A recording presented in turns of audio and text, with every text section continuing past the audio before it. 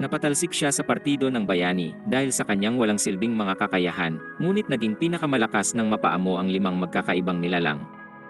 Bilang isang beast tamer, si Rin ay maaari lamang makipagkontrata sa ibang nilalang at walang anumang abilidad sa pakikipaglaban, kaya naman aksaya lang siya ng espasyo sa kanyang grupo. Pagod na ang kanyang mga kasama sa pagbubuhat sa kanya, kaya isang araw ay sinabi sa kanya ng aroganteng lider na si Arios na tinatanggal na siya sa kanilang partido. Matapos ang araw na yon, siya ay nakaupo sa isang park, habang naaalala ang pang-aapi ng kanyang grupo sa nakalipas na 6 na buwan at kung paano niya binaliwala ang mga senyales nang makita niya ang tatlong bata na lumapit sa kanya at nagsabi na ipakita niya ang kanyang kakayahan, at dahil wala namang may pakialam sa kanyang kapangyarihan, pumayag siya. Matapos makakuha ng papuri mula sa grupo, nagpasya siyang maging isang adventurer at pumunta sa guild upang magparehistro. Doon, si Natalie na receptionist ay nagbigay sa kanya ng misyon na pumuksa ng 10 goblin at kolektahin ang 20 halamang gamot bilang kanyang pagsubok na kailangan niyang tapusin upang opisyal na maging isang adventurer. Pumunta siya sa gubat upang tapusin ang kanyang misyon at nakipagkontrata ng pansamantala sa isang skirel upang tulungan siyang hanapin ang mga goblin. Di naglaon, natagpuan niya ang isang grupo ng goblin na abala sa kanilang mga buhay sa pagkain at pagtulog. Nagtago siya sa likod ng isang puno at naghanda ng kutsilyo para sa isang sorpresang atake. Pinalakas niya ang kanyang loob at tumakbo ang duwag patungo sa kanila at hiniwa ang lalamunan ng isang goblin. Nakita ito ng iba pang mga goblin at nagsimula silang tumakbo, ngunit nagawa niyang patumbahin ang isa at saksakin ang likod nito. Ikinagalit ito ng iba pang goblin at sumugod na may dalang mga bato at patpat upang atakihin siya. Agad niyang hiniwa ang isa at ibinato ang kutsilyo sa isa pa na tumama sa dibdib nito't agad na ikinamatay. Habang namamangha siya sa mga kristal na kanyang nakuha mula sa mga goblin bilang kanyang unang tagumpay sa buhay, narinig niya ang isang babaeng sumisigaw. Sa kagustuhang magpakitang gilas kahit duwag naman, tumakbo siya patungo sa ingay at nakakita ng isang malaking tigre na papalapit sa isang babaeng pusa. Ang makakita ng isang babae mula sa malakas na lahi na nasa peligro ay lubos niyang ikinatakot, ngunit dahil desperadong magpasikat, pinuntahan niya ito para tulungan. Tumalon siya sa ere at sinaksak ng kutsilyo ang tigre, ngunit ang kutsilyo ay naputol at hindi man lang nag-iwan ng sugat sa hayop. Dahil dito, galit na itinuon ng tigre ang kanyang pansin sa bata. Sinabi ni Rin sa babae na gamitin ang distraksyon na ito para tumakas, habang siya ay nag-iisip ng mga paraan kung paano tatalunin ang halimaw. Ngunit nakakagulat na biglang lumundag ang babae, at sinipa ng malakas ang likod ng tigre gamit ang huli niyang enerhiya. Ang isang atake na ito ang tumapos sa tigre. Namangha si Rin sa kanyang lakas at nagsimulang maglaho ang tigre na kasabay naman ng pagkawala ng malay ng babae. Nagpasya siyang isalba ang anumang natitira sa kanyang reputasyon at sinalo ang babae bago ito bumagsak sa lupa. Matapos malaman na ito ay nagugutom, kumuha ang lalaki ng pagkain kahit wala siyang pera dahil hindi niya palalampasin ang pagkakataon na magpakitang gilas. Nang busog na, ang dating nagugutom na espiritong pusa ay nagsimulang makipag-usap at ipinakilala ang sarili na si Kanade at sinabi sa kanya na siya ay nagsimulang maglakbay dahil sa nakakabagot at tahimik niyang buhay sa kabundukan. Napadpad siya sa gubat sa kanyang paglalakbay at naging mahina dahil hindi siya nakahanap ng pagkain sa nakaraang 3 araw nang atakihin siya ng tigre. Habang sila ay naglalakad pabalik sa lungsod, ibinahagi ni Rin ang kanyang kwento at nagalit si Kanade sa partido sa pagiging masama at arogante. Sinabi niya kay Rin na sa katunayan, siya ay isa sa mga bihirang beast tamers na maaaring paamuhin ang mga espiritong pusa at sinabi sa kanyang subukan ito.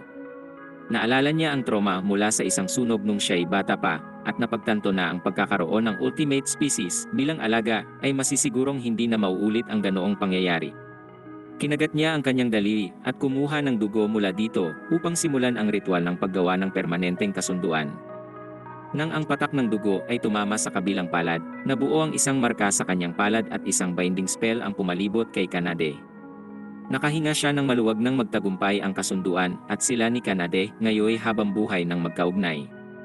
Kinabukasan, dinala niya ang 10 kristal mula sa mga goblin at ang 20 halamang gamot na kanyang nakolekta pabalik sa guild at opisyal na naging isang F-rank adventurer ng Horizon Adventurers Guild. Nang sabihin niya kay Kanade na kailangan nilang magsimulang tumanggap ng mga misyon dahil wala siyang pera para sa pagkain o matitirhan, isang maskuladong lalaki ang lumapit sa kanila.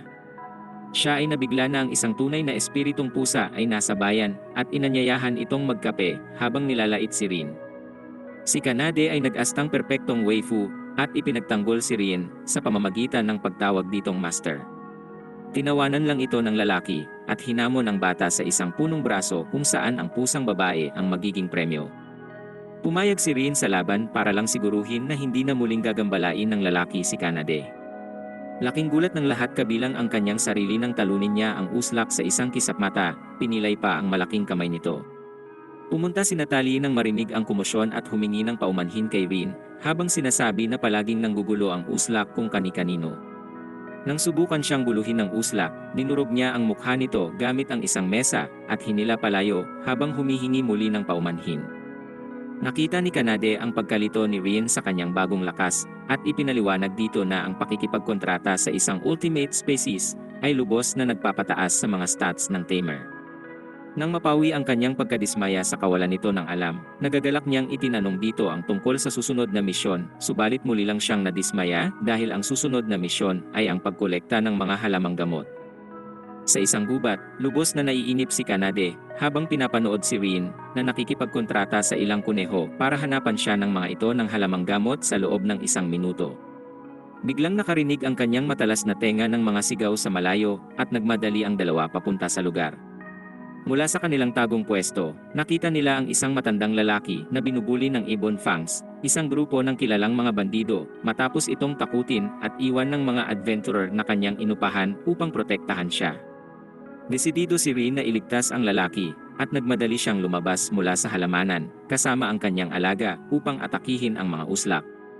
Sinuntok niya ang isa sa mga ito sa tiyan, habang ang babaeng pusa ay tinuhod naman sa mukha ang isa pa. Nagpatuloy siya sa kanyang mga sipa at karate chops, habang ang babae ay nagmamadali papunta sa mga ngalakal upang tiyakin na ayos lang ito. Mabilis niya lang tinalo ang mga lalaki gamit ang kanyang bagong lakas at sinabihan sila ng mga ngalakal na tumakbo dahil tiyak na hahanapin sila ng mga kasamahan nito para maghiganti. Nang malaman kung gaano kadelikado ang mga ito, nagpasya ang batang lalaki na hulihin silang lahat. Lumapit siya sa isang skirel upang ipakita sa kanila ang daan, at nang marating nila ang lungga ng Ebon Fang, gumawa siya ng kasunduan sa ilang mga RB na mahiwagang uri ng mga bubuyog na ang kagat ay maaaring pumaralisa sa biktima ng 12 oras. Hiniling niya kay Kanade na papuntahin ang mga adventurer at mga kawal mula sa bayan bilang reinforcements sa sandaling paatakihin na niya ang mga bubuyog sa mga bandido. Sa ibang bahagi ng gubat, si Mina at Lian mula sa dating partido ng bayani ni Rien ay sinisisi ang kanilang bagong miyembro na Beast Tamer na makatagpo ng mga bandido at iwanan ang mga ngalakal na maaaring malaking pera sana para sa kanila. Nang sigawan siya ng mga ito dahil hindi niya mapaamo ang ilang skirel sa gubat ng maayos, sinabi niya na karamihan sa mga Beast Tamer ay nakakakontrol lang ng isang hayop kada sitwasyon, kaya napaisip sila sa kapangyarihan ni Rien. Hindi sila naniniwala na minaliit nila si Rien at nagpasyang ang baguhan ay sinungaling at pinatalsik ito sa kanilang grupo. Pagbalik sa lungga, ang buong gang ay nakakalat sa kuweba at paralisado na nang dumating si Kanade na may mga reinforcements upang tulungan silang hulihin ang mga uslak. Pinuri siya ng mga adventurer at sinabing sila na ang bahala sa paglilinis, at nang ang dalawa ay aalis na sana, narinig nila ang malakas na mga sigaw mula sa malalim na parte ng kuweba. Isang grupo ng mga sirang king lizards na ginawang alaga ng Ebon Fangs ay lumitaw sa harap ng mga adventurer. Nang mapagtantong magwawala ang mga ito, si Rien ay agad na umaksyon para tapusin ang sitwasyon. Sinuntok niya ang isang butiki sa dibdib at pinatumba, habang ang espiritong pusa naman ay nakatama ng sipa sa panga ng isa na nagpabagsak dito. Hiniling niya sa iba pang mga adventurer na ilabas ang mga bandido at tumakas na habang tinatapos nila ang mga ito. Habang ang dalawa ay kaliwat kanan ang pambubugbog at pagtalo sa mga hayop, naalala niya kung gaano nakalayo ang kanyang narating mula sa pagiging mahinang uslak sa kanyang partido hanggang sa maging isang adventurer na mayroong hindi pang taong lakas at isang ultimate species bilang kanyang alaga. Dahil kasama na niya ito, nararamdaman niyang handa na siyang humarap sa mga hamon kahit gaano pa kalaki ang mga ito. Ang paghuli sa Ebon Fangs ang nagbigay sa kanya ng promosyon para maging irang, at isang malaking gantimpala na sa wakas ay magagamit na niya sa maayos na pagkain at ilang kagamitan. Nakahanap rin sila ng komportabling matutuluyan, ngunit kinailangan nilang magsama sa isang kwarto dahil puno na ang ibang lugar. Habang mahimbing na natutulog si Rien sa gabing iyon, si Kanade ay nanatiling gising at inalala ang lahat ng masasamang tao na sumubok lumapit sa kanya dahil sa kanyang pagiging bihira. Sa sandaling iyon, lubos siyang nagpapasalamat na makilala si Rin na talagang pinotektahan siya ng may tunay na kabutihan at pagmamalasakit, kaya siya'y nangako na mananatili sa tabi nito sa hirap man o ginhawa. Isang linggo na ang lumipas na sila'y gumagawa lang ng madali at payapang mga misyon nang bigla nilang malaman na may isang uslak na tinatawag na guard dog ang nagpakita sa isang importanteng tulay para sa kanilang kaharian at hindi pinapayagan ang sinuman na tumawid dito. Dahil ito ay isang malaking panganib, ang gantimpala para sa pagpigil sa halimaw ay napakalaki rin, kaya naengganyo si Rin na tanggapin agad ang misyon.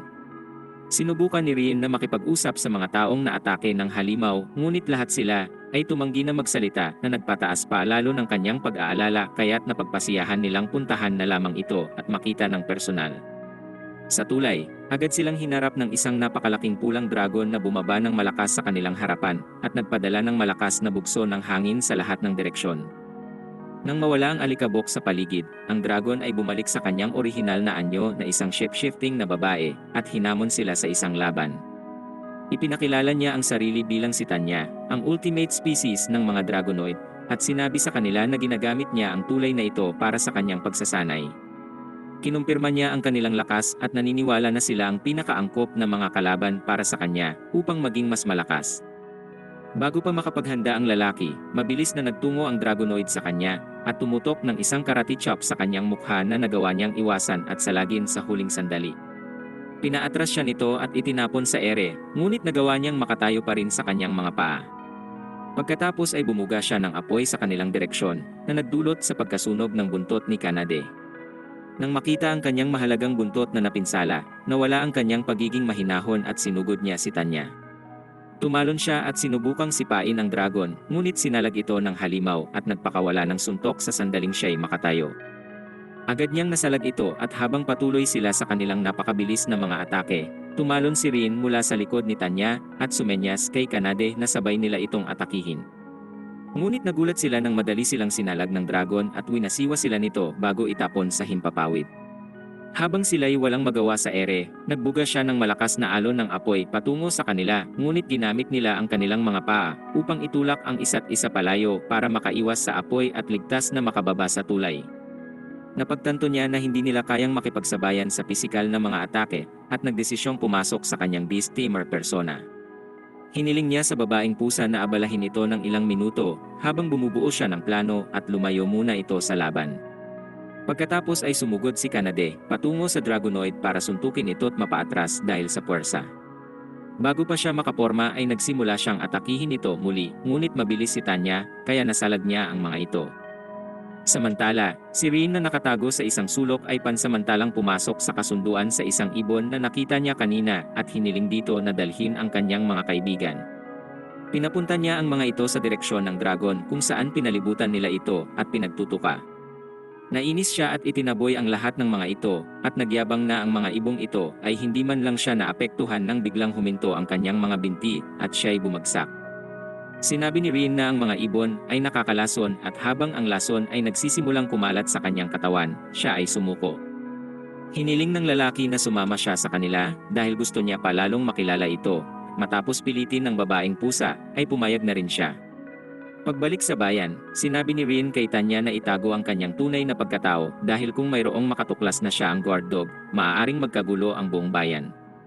Ngunit hindi madaling kontrolin ang dragon dahil patuloy ito sa paghamon sa bawat tao na kanyang nakikita na mukhang malakas. Matapos ipaalam sa guild na ang banta sa tulay ay napuksa na, dinala ng dalawa si Tanya sa isang bukirin sa labas ng bayan at hiniling sa kanya na lumayo sa bayan hanggat maaari at sinabihan na mangako siyang hindi magdudulot ng gulo kahit saan. Gayunpaman, inamin niya na nahumaling siya kay Rin at nais niyang sumama sa kanilang pakikipagsapalaran. Kahit nagsiselo si Kanade, tinanggap niya ito at gumawa ng kasunduan sa kanya. Nang gabing iyon, bumalik si Arios at ang kanyang partido sa bayan matapos ang hindi matagumpay na linggo ng pagsusuri sa kagubatan. Naiinis sila sa dagdag na trabaho na kailangan nilang gawin na karaniwang inuutos nila kay Rin. Dahil dito'y nagpasya ang leader na samantalahin ang kabaitan ng lalaki at pasalihin siya ulit upang gawing utusan at paglaon ay abandonahin rin. Ang unang misyon na tinanggap ni Rin, kasama ang kanyang bagong alaga, ay ang pagdispatcha sa mga slime. Pagdating sa bukirin, inamin ni Kanade na nag-aalinlangan siyang sumali sa misyon dahil ayaw niya ang malagkit na mga slime. Sinabihan siya ni Tanya na kumalma dahil maaaring gumamit ang Dragonoid ng apoy upang tapusin ang mga ito imbis na pisikal itong labanan na nagpasaya naman sa babaeng pusa. Ngunit nabigo silang hanapin ang mga slime kaya't nagpasya ang Beast Tamer na ilipat ang bahagi ng kanyang kaluluwa at kamalayan sa isang ibon upang ito ang magmasid sa gubat. Dinala niya ang kanyang mga kasama sa isang malaking grupo ng mga slime, at habang papalapit na ang babaeng pusa para magtapon ng malaking bato, hiniling ni Tanya kay Rin na sa halip ay pakawalan ang kanyang fireball. Alam niya mula sa kanyang pagsasanay na ang kanyang fireball ay hindi pa malakas para makapuksa ng buong pulutong ng mga slime, pero sinubukan pa rin niya. Tinuon niya ang kanyang magic at nagpadala ng fireball patungo sa mga slime na nakakagulat ay napakalaki at umubos sa lahat ng target sa isang pasada. Ipinaalala sa kanya ni Tanya na nakakamit niya ang mga kapangyarihan ng sino mang nilalang na kanyang kinokontrata. Ngunit biglang lumitaw ang ilang mga slime sa harap nila. Sinabi ng kanyang kasamang dragon na maaari niyang gamitin ang mga slime na ito upang lalong palakasin at sanayin ang kanyang magic. Sa ilalim ng kanyang patnubay, natutunan niyang kontrolin ang kanyang magic sa sandaling panahon at nagtagumpay na talunin ang lahat ng mga nilalang. Pagbalik nila sa bayan, nakakuha sila ng malaking gantimpala mula sa guild para sa misyon na ito. Sa kanilang hapunan, tinanong ng dalawang nilalang ang kanilang master tungkol sa kanyang pagsasanay bilang Beast Tamer. Ikinuwento niya sa kanila ang kanyang kabataan sa isang baryo na walang pangalan na puno ng mga Beast Tamer. Nang siya'y 12 taon pa lang, isang araw ay kailangan niyang magsanay mag-isa sa labas ng baryo dahil abala ang kanyang mga magulang sa trabaho. Nang lumubog na ang araw, napansin niya sa malayo ang kanyang baryo na nagliliwanag sa pulang kulay at dahil nabatid niyang mayroong mali, tumakbo siya pabalik.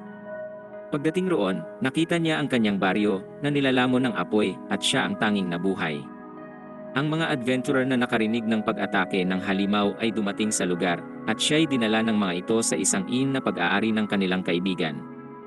Si Rin ay nagtrabaho sa inn ng maraming taon bago niya nakilala si Arios at ang kanyang partido kalahating taon na ang nakalipas. Inanyayahan siya ng bayani na sumali sa kanyang koponan at siya ay masayang sumang-ayon ng walang pag-aalinlangan dahil sa kanyang paniniwala na ang pagsali sa isang partido ay magagawang pigilan ang isa pang trahedya tulad ng nangyari sa kanyang baryo. Ngunit lumabas na si Arios at ang kanyang mga kasamahan ay mga uslak na ginamit lamang siya. Paglipas ng ilang araw, ang tatlo ay naatasan na puksain ang ilang mga halimaw. Sa gitna ng laban, nagpasya si Tanya at Kanade na magkumpetensya kung ilan ang kanilang mapapatay na humantong sa halos pagkaubos ng mga halimaw sa isang iglap. Ang isa sa mga huling halimaw ay winasak ni Kanade gamit ang isang malaking bato at sinaksak naman ni Tanya ang isa sa dibdib gamit ang kanyang buntot na madali nitong ikinamatay. Bigla niyang napansin ang isang halimaw na nakahiga sa ilalim ng isang malaking bato at nilapitan ito upang sunugin. Ngunit nahawakan ng halimaw ang kanyang paa at nang tumanggi itong bumitaw, bigla siyang nagpakawala ng apoy at sinunog ang mukha ng halimaw na siyang pumatay dito agad. Habang siya'y gulat pa rin sa muntik mangyari sa kanya sa kamay ng halimaw, isa pang halimaw ang sumubok na saksakin siya mula sa likuran. Nakakilos si Rin sa tamang oras at pinigilan ang atake ng halimaw at si Kanade ay nagbigay ng matinding sipa sa mukha nito na tumapos sa huling miyembro ng grupo. Matapos matalo ang mga halimaw, napansin ni Tanya na may sugat ang kanyang master sa kamay at nag-alala siya. Siniguro ni Rin na ayos lang siya at gumamit ng healing magic upang pagalingin ang sugat ngunit hindi siya kumbinsido. Pagbalik nila sa bayan, agad na pumunta si Rin sa guild upang ibigay ang mga kristal na nakolekta mula sa mga halimaw habang naghihintay sa labas ang kanyang mga kasama. Sa kanyang paglabas, napansin niyang wala si Tanya sa paligid. Sinabi ni Kanade na labis itong nababahala sa isang bagay at gustong mapag-isa kaya umalis ito ng walang pasabi. Samantala, pinag-iisipan ni Tanya ang mga desisyon niya sa isang tulay nang lumapit sa kanya ang isang babae mula sa bayan at kinausap siya. Napagtanto niya na ang babae ay maraming alam para sa kanyang edad at nagawa nitong magbigay ng payo kay Tanya. Naalala ng dragon ang pagpapadala niya sa sariling lakas na hindi niya napansin ang pag-aalala ng kanyang master para sa kanya. At sa labis na kumpiyansang ito, siya ay nagpabaya sa laban sa mga halimaw na nagdulot ng sugat kay Rin. Habang siya ay nanlulumo sa pagkakamali at pagpapabaya kung bakit nasaktan si Rin, lumapit sa kanya ang lalaki sa tulay upang kausapin siya. Humingi siya ng paumanhin kay Rin na agad nitong tinanggap na may ngiti at sinabing siya ay nagagalak na ligtas si Tanya at sinabihan itong mangakong mag-iingat sa susunod na pagkakataon. Nang gabing iyon, hindi makatulog si Tanya dahil nauuhaw siya sa presensya ng kanyang mabait na master. Gayunpaman, pinili niyang huwag gawin ang ninanais at natulog na habang tinatanggi ang lahat ng iyon. Sa loob ng ilang araw, habang sila ay bumabalik mula sa matagumpay na misyon at nagsasaya, nakasalubong nila si Arios at ang kanyang partido. Nagpasya si Rin na hindi pansinin ang mga ito at naglakad sa ibang direksyon, kasama ang kanyang mga kaibigan. Sinubukan ni Arios na aroganteng pigilin siya nang mapansin niyang parehong ultimate species ang mga babae. Iniisip niya na si Rin ay naglilingkod sa kanila, ngunit nilinaw nila na siya ang kanilang master na ikinabaliw ng buong partido. Nang magtanong si Rin kung ano ang gusto nila, sinabi ni Arios ang tungkol sa kanilang hindi matagumpay na mga misyon sa kabubatan at nagtanong kung gusto niyang sumali sa kanila uli. Nagtaka at nairita si Rin sa kanyang kapal ng mukha na magtanong nito matapos siyang patalsikin sa grupo. Dagdag pa sa pang-insulto, patuloy na pinag-usapan ng partido ang kanyang kawalan ng silbi at sinasabing dapat siyang magalak na siya ay binibigyan uli ng puwang kasama sila. Galit na galit si Rin at tinanggihan ang kanilang alok. Nang siya ay lumakad palayo, sinabi ni Mina na ang kanilang misyon ay mahalaga upang iligtas ang mundo. Ipinaliwanag niya na hinahanap nila ang isang mahalagang relic na tinatawag na Shield of Truth sa gubat na esensyal upang talunin ang Demon King. Sinabi pa niya na kung hindi nila ito gagawin, sasakupin ng mga halimaw ang mundo at tatapusin ang mga ordinaryong tao. Dahil dito'y naalala niyang muli ang kanyang nasunog na nayon at kahit nag-aalinlangan ay sumang-ayon siyang tumulong upang hindi maulit ang pangyayari. Gayunpaman, hindi palalampasin ni Kanade at Tanya ang mga uslak at sinabihan ang mga ito na lumuhod at humingi ng paumanhin kay Rin. Nagalit ang mga uslak kaya lumapit si Arios kay Rin at kinwelyuhan ito habang sinasabi na kontrolin niya ang kanyang mga alipin. Nang mapansin niya ang pagkapiko ni Rin sa pagtawag sa kanila na mas mababa pa bilang mga kaibigan, patuloy niyang ininis ito na lalong nagpalala sa galit ng binata. Hindi na napigilan ni Rin ang sarili at biglang sinuntok si Arios sa mukha ng buong lakas na nagpalipad sa uslak. Sa pagbangon ni Arios, binalaan siya ng Beast Tamer na manatili sa kanyang hangganan na lalo nitong ikinagalit. Binunot niya ang kanyang espada at hinamon ang tatlo na labanan ang kanyang partido upang patunayan kung sino ang mas malakas. Habang sila ay naghahanda para sa duelo, ang tank ng partido na si Agat ay itinapat kay Kanade, habang si Mina at Lian ay itinapat kay Tanya. Binunot ni Agat ang kanyang espada, at habang siya ay nagyayabang sa babaeng pusa, tumakbo ito patungo sa kanya ng napakabilis at sumipa sa pagmumukha nito. Nagawa niyang sumalag gamit ang kanyang espada kahit ilang pulgada na lamang ito mula sa kanyang mukha. Gayunpaman, hindi niya ito binigyan ng oras at patuloy siyang nagpakawala ng mabilis at malakas na mga suntok sa kanyang mukha upang lunurin ito. Dahil naiinis sa realidad na siya ay natatalo sa isang babae, pinalakas niya ang kanyang espada at binalot ng apoy bago ito gamitin. Ngunit dahil sa matalas na instinct at nakakalulang lakas ni Kanade, madali niyang kinontra ito. Pinagtawanan siya nito kaya nagpasya ang kalbo na gamitin ang kanyang buong lakas at tapusin ang pusa. Habang naghahanda si Calbs, sinabi ng pusa na hindi pa niya ginagamit ang kalahati ng kanyang lakas kaya nanginig sa takot ang uslak at nanigas ito sa kanyang pwesto. Sinamantala ng espiritong pusa ang pagkakataon at tumalon upang sipain siya sa mukha na nagpalipad sa kanya sa isang puno na sa sobrang lakas ay nahiwa ito sa dalawa. Nang siya'y bumalik sa kanyang katinuan, napansin niyang ang tank ay nagdurugo at walang malay na maaaring dahil sa kalabisan ng kanyang ginawa. Sa ibang bahagi ng lugar, pagkatapos ng karaniwang trash talk na nangyayari bago ang anumang laban, si Lian at Mina ay sabay na umatake sa Dragon Lady gamit ang kanilang magic. Gayunpaman, ang ultimate creature ay binura ang kanilang mga spell sa isang pitik lang ng kanyang mga daliri at nagsimulang matawa dahil sobrang hina ng dalawa. Galit silang naglunsad ng mas malakas na pinagsamang atake sa kanya na sumapit lang uli sa parehong kapalaran. Sinabi niya na ang kanyang kakayahan ay nakakapagkansela ng anumang spell kaya hindi kailanman makakaapekto ang kanilang mga atake sa kanya. Ang dalawa ay naging desperado na ilagay sa lugar nito ang butiki at patuloy na naglunsad ng mga atake, ngunit nauwi lamang ito sa kanilang kawalan ng lakas ng di man lang nakakaapekto sa dragon. Bilang huling pagtatangka, naglunsad sila ng kanilang pinakamalakas na apoy at hangin na atake, ngunit napaiyak na lang sila dahil wala rin itong naging epekto sa kanilang kalaban. Nang sila'y sumuko na, nagpasya si Tanya na turuan sila ng leksyon sa pang-insulto sa kanyang master at sinamon ang kanyang malakas at malupit na Panginoon. Isang magic circle ang nabuo sa lupa at ang mga pulang ulap ay tuluyang tinakpan ang araw at nagmistulang isang madugong aura. Nabuo pa ang maraming marka sa kalangitan at ang malalaking pulang bato ay nagsimulang lumabas. Sa pagbagsak ng mga bato mula sa langit upang durugin sila, nabalot sila ng takot at nagmakaawa kay Tanya na patawarin sila. Agad niyang itinigil ang atake at sinabihan silang kumalma dahil pinaglalaruan niya lamang sila, ngunit masyado ng huli dahil sila ay nawalan na pala ng malay. Naisip niya kung tatapusin niya ba talaga ang mga ito, ngunit nagpa siya na hindi dahil tiyak siyang magagalit si Rin. Samantala, ang ikatlong duelo ay hindi pa rin nagsisimula sapagkat hindi tumitigil ang bunganga ni Arios sa pagsasalita.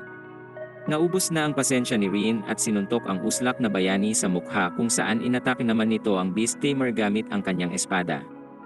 Bagaman nagawa ni Rin na makaiwas, siya ay hiniwa nito sa kanyang pisngi at bago pa siya makaporma ay sinimulan na uli ng bayani ang paglulunsad ng napakaraming mga atake. Nakahanap ng pagkakataon ang Beast Tamer na mahawakan ang kamay ng swordsman at suntukin ang tiyan nito. Ang lakas ng kanyang suntok ang nagpabagsak sa bayani at nagsimulang lumabas ang dugo sa kanyang bibig. Nang makabangon uli ang bayani, nagpakawala ulit ng suntok si Rin. Nagawa niyang makaiwas at ang malakas na suntok ay tumama sa bato sa likod nito't nadurog. Patuloy na umatake ang uslak, ngunit nagawa itong iwasan ni Rin kung saan nang masipa niya ito sa tagiliran, umatras muna si Arios sandali. Nang akala na ni Rin na si Arios ay susuko na, ang bayani ay naglunsad ng kidlat patungo sa Beast Tamer. Sa sandaling ito'y makaiwas, ang bayani ay naglunsad ng marami pang kidlat patungo sa kanya na nagtulak kay Rin na magpakawala ng apoy upang kontrahin ang kalaban. Dahil alam niyang si Rin ay mayroon lamang fireball at healing magic, nagpa siya si Arios na gamitin ang iba pang mga spell na mayroon siya. Siya ay nagsamon ng matalas na bato mula sa lupa nang ang kanyang target ay nagsimulang umiwas. Nang makakatama na si Arios ng panapos na kidlat upang talunin ang lalaki, siya ay biglang naparalisa. Ibinunyag ni Rin na siya ay nakipagkasundo sa isang RB na kumagat sa kanya habang siya ay abala sa pagwasiwas ng espada sa Tamer. Tinanggap ni Arios ang kanyang pagkatalo at humingi ng tawad, ngunit galit na galit si Rin kung paano siya nito tratuhin dati pati ang pang-insulto nito sa kanyang mga kasama. Sinuntok niya ito ng buong lakas at pinatulog ang uslak. Sa sandaling siya ay nakaramdam ng ginhawa at kaligayahan, matapos makapaghiganti, tumakbo si Kanade at Tanya sa kanya para ipagdiwang ang kanilang tagumpay. Pagkatapos ng laban, nilipol nila Rin at ng kanyang mga kasama ang partido ng bayani at inutos ni Tanya sa mga ito na humingi ng paumanhin sa kanilang tatlo. Nang ito'y nagawa na, nagpa siya si Arios na banggitin ang mahalagang bagay at sinabi sa kanila na ang Shield of Truth ay kasalukuyang nasa pag-aari ng mga halimaw na naninirahan sa malalim na bahagi ng kagubatan. Pagkatapos itong pag-isipan, pumayag si Rin na tanggapin ang misyon ng paghahanap sa Shield of Truth. Pagdating nila sa kagubatan, kahit ang walang takot na si Tanya ay kinilabutan at malapit nang sunugin ang kagubatan. Ang paggawa nila nito upang tulungan ang mayabang na bayani ay ikinababahala ng mga babae, ngunit pinakalma sila ni Rin at pinakita sa kanila na ang pagtalo sa Demon King ay mas mahalaga kaysa sa anumang personal na galit na mayroon sila. Nagkataon na ang mapa na ibinigay sa kanila ng mga bayani ay walang silbi dahil ang kagubatan ay patuloy na nagbabago. Sa halip, tinawag niya ang isang ibon upang makipagpalit ng kaluluwa at magmasid ng mas epektibo sa kagubatan. Pagkatapos bumalik sa kanyang orihinal na katawan, itinuro niya sa kanila ang daan. Napagtanto nila na matapos ang ilang sandali, ay patuloy pa rin silang umiikot sa isang lugar nang muli nilang tawirin ang isang marka na iniwan nila kanina. Binanggit ni Kanade ang posibilidad na baka nagkamali sila ng daan, ngunit sinabi ni Rin na hindi ito maaari dahil ibinahagi niya rin ang impormasyon sa iba pang mga ibon. Kung sila ay namali ng daan, aabisuhan siya ng mga ito tungkol sa pagkakamali. Nag-alok si Tanya na imbestigahan kung ano ang nangyayari at sinamon niya ang kanyang search magic upang ipakita sa kanila ang pinagmumulan ng problema. Ang mahiwagang mga orb ay dinala sila sa isang kumikinang na puno sa isang maliwanag na parte ng kagubatan. Nagmula sa punong ito ang mahikal na ilusyon na nakakaapekto sa kanilang mga utak at lalo na sa kanilang pandinig at paningin upang pigilan silang makagawa ng kahit ano bukod sa paglalakad ng paikot. Sinabi ng Dragon Lady kay Kanade na wasakin ang puno dahil ito lamang ang paraan upang mapahinto ang spell at magkaroon sila ng progreso. Nang sumang-ayon ang espiritong pusa, nakialam ang kanilang master at nagtanong kung maaaring pababain na lang ni Tanya ang barrier gamit ang kanyang magic imbis na wasakin ang puno. Sinabi niya na dahil sa lakas nito, maaaring kailanganin niya ng mahabang panahon upang gawin yon. Nawala ng pasensya si Kanade nang marinig ito at tumalon sa puno. Nang siya ay halos makakatama na ng suntok, may boses na nagsimulang lumabas mula sa puno na nagsasabing lisanin nila ang kagubatan. Tumakbo siya pabalik sa kanyang mga kasama at nagtago sa likod ni Rin nang biglang lumabas ang isang diwata mula sa puno. Sa kanyang pagbaba sa lupa sa harap nila, naalala ni Rin ang mga kwento na kanyang narinig tungkol sa mga ito. Naisip niyang ang mga diwata ay itinuturing ang mga tao bilang kanilang mortal na kaaway dahil sa pagnanakaw sa kanilang likas na yaman at nagpa siya na magtago sa sikretong mga lugar matapos ang isang digmaan sa pagitan ng mga species. Sinabi niya sa sarili na swerte siya na siya ang unang tao na makakita ng isang diwata sa nakalipas na 200 taon. Nang siya ay makabalik sa wisyo, nagpa siya siyang gamitin ang kanyang pang-aakit sa babae at kausapin ang kakaibang nilalang sa kanyang harapan. Ngunit katulad rin ng bawat babae, hindi siya nito binigyan ng anumang pansin. Pagkatapos niya pa ring subukan na makipag-usap, binantaan sila ng diwata na umalis kung ayaw nilang tapusin sila nito. Ikinatakot ito ng tatlo at mabilis silang tumakbo palayo. Matapos ang ilang sandali, napagtanto nila na hindi sila hinahabol ng diwata at huminto sila upang huminga at pag-usapan ang kakaibang pangyayari. Ipinahayag ni Kanade ang kanyang pagkabigla na makitang mapanganib ang diwata imbis na ang karaniwan nitong pagiging palakaibigan at mahinahon. Idinagdag ni Rin na ang pagpapakita nito ng kanyang sarili sa harap ng isang tao ay hindi rin kapani-paniwala. Lahat ng ito ay nagpapahiwatig na may mas malalim na dahilan na hindi pa nila natutuklasan. Napansin nila na lumabas lamang ang diwata dahil malapit sila sa barrier at muntik nila itong wasakin. Ipinunto ni Kanade na narinig niyang ang halimaw na may Shield of Truth ay nagtatago sa loob ng isang barrier, kaya napaisip si Rin kung makikipagtulungan ba ang isang diwata sa mga halimaw dahil sa pagkamuhi sa mga tao. Biglang sinabi ni Tanya na dapat nilang itigil ang pag-aalala sa mga motibo nito at sa halip ay mag-focus sa pagwasak sa barrier. Sinabi niya na sila ay nasa alanganing posisyon kanina dahil nabigla lang sila dito, ngunit sa normal na sitwasyon ay maaari nila itong matalo gamit ang kanilang teamwork. Binanggit niya kay Kanade na ituloy ang pagwasak sa puno habang nililinlang niya ang diwata palayo kung saan kukontrolin niya ang spell nito gamit ang kanyang sariling magic. Sa ganitong paraan, makasisiguro silang walang masamang mangyayari sa diwata. Ngunit nag-aalinlangan pa rin si Rin at pinilit niyang kausapin ito muli na ikinainis ng mga babae at sinabing mapanganib ang kanyang pinaplano. Ngunit tiyak siya na umatake lang ang diwata dahil naging depensibo rin sila at sinisiguro niyang walang mangyayari kung sila'y maingat na pupunta doon na walang masamang intensyon. Pagod na ang mga babae sa kanyang kabaitan, ngunit wala silang ibang opsyon kundi ang pumayag. Nang marating muli nila ang lugar, naglakad si Rin mag-isa papunta sa diwata.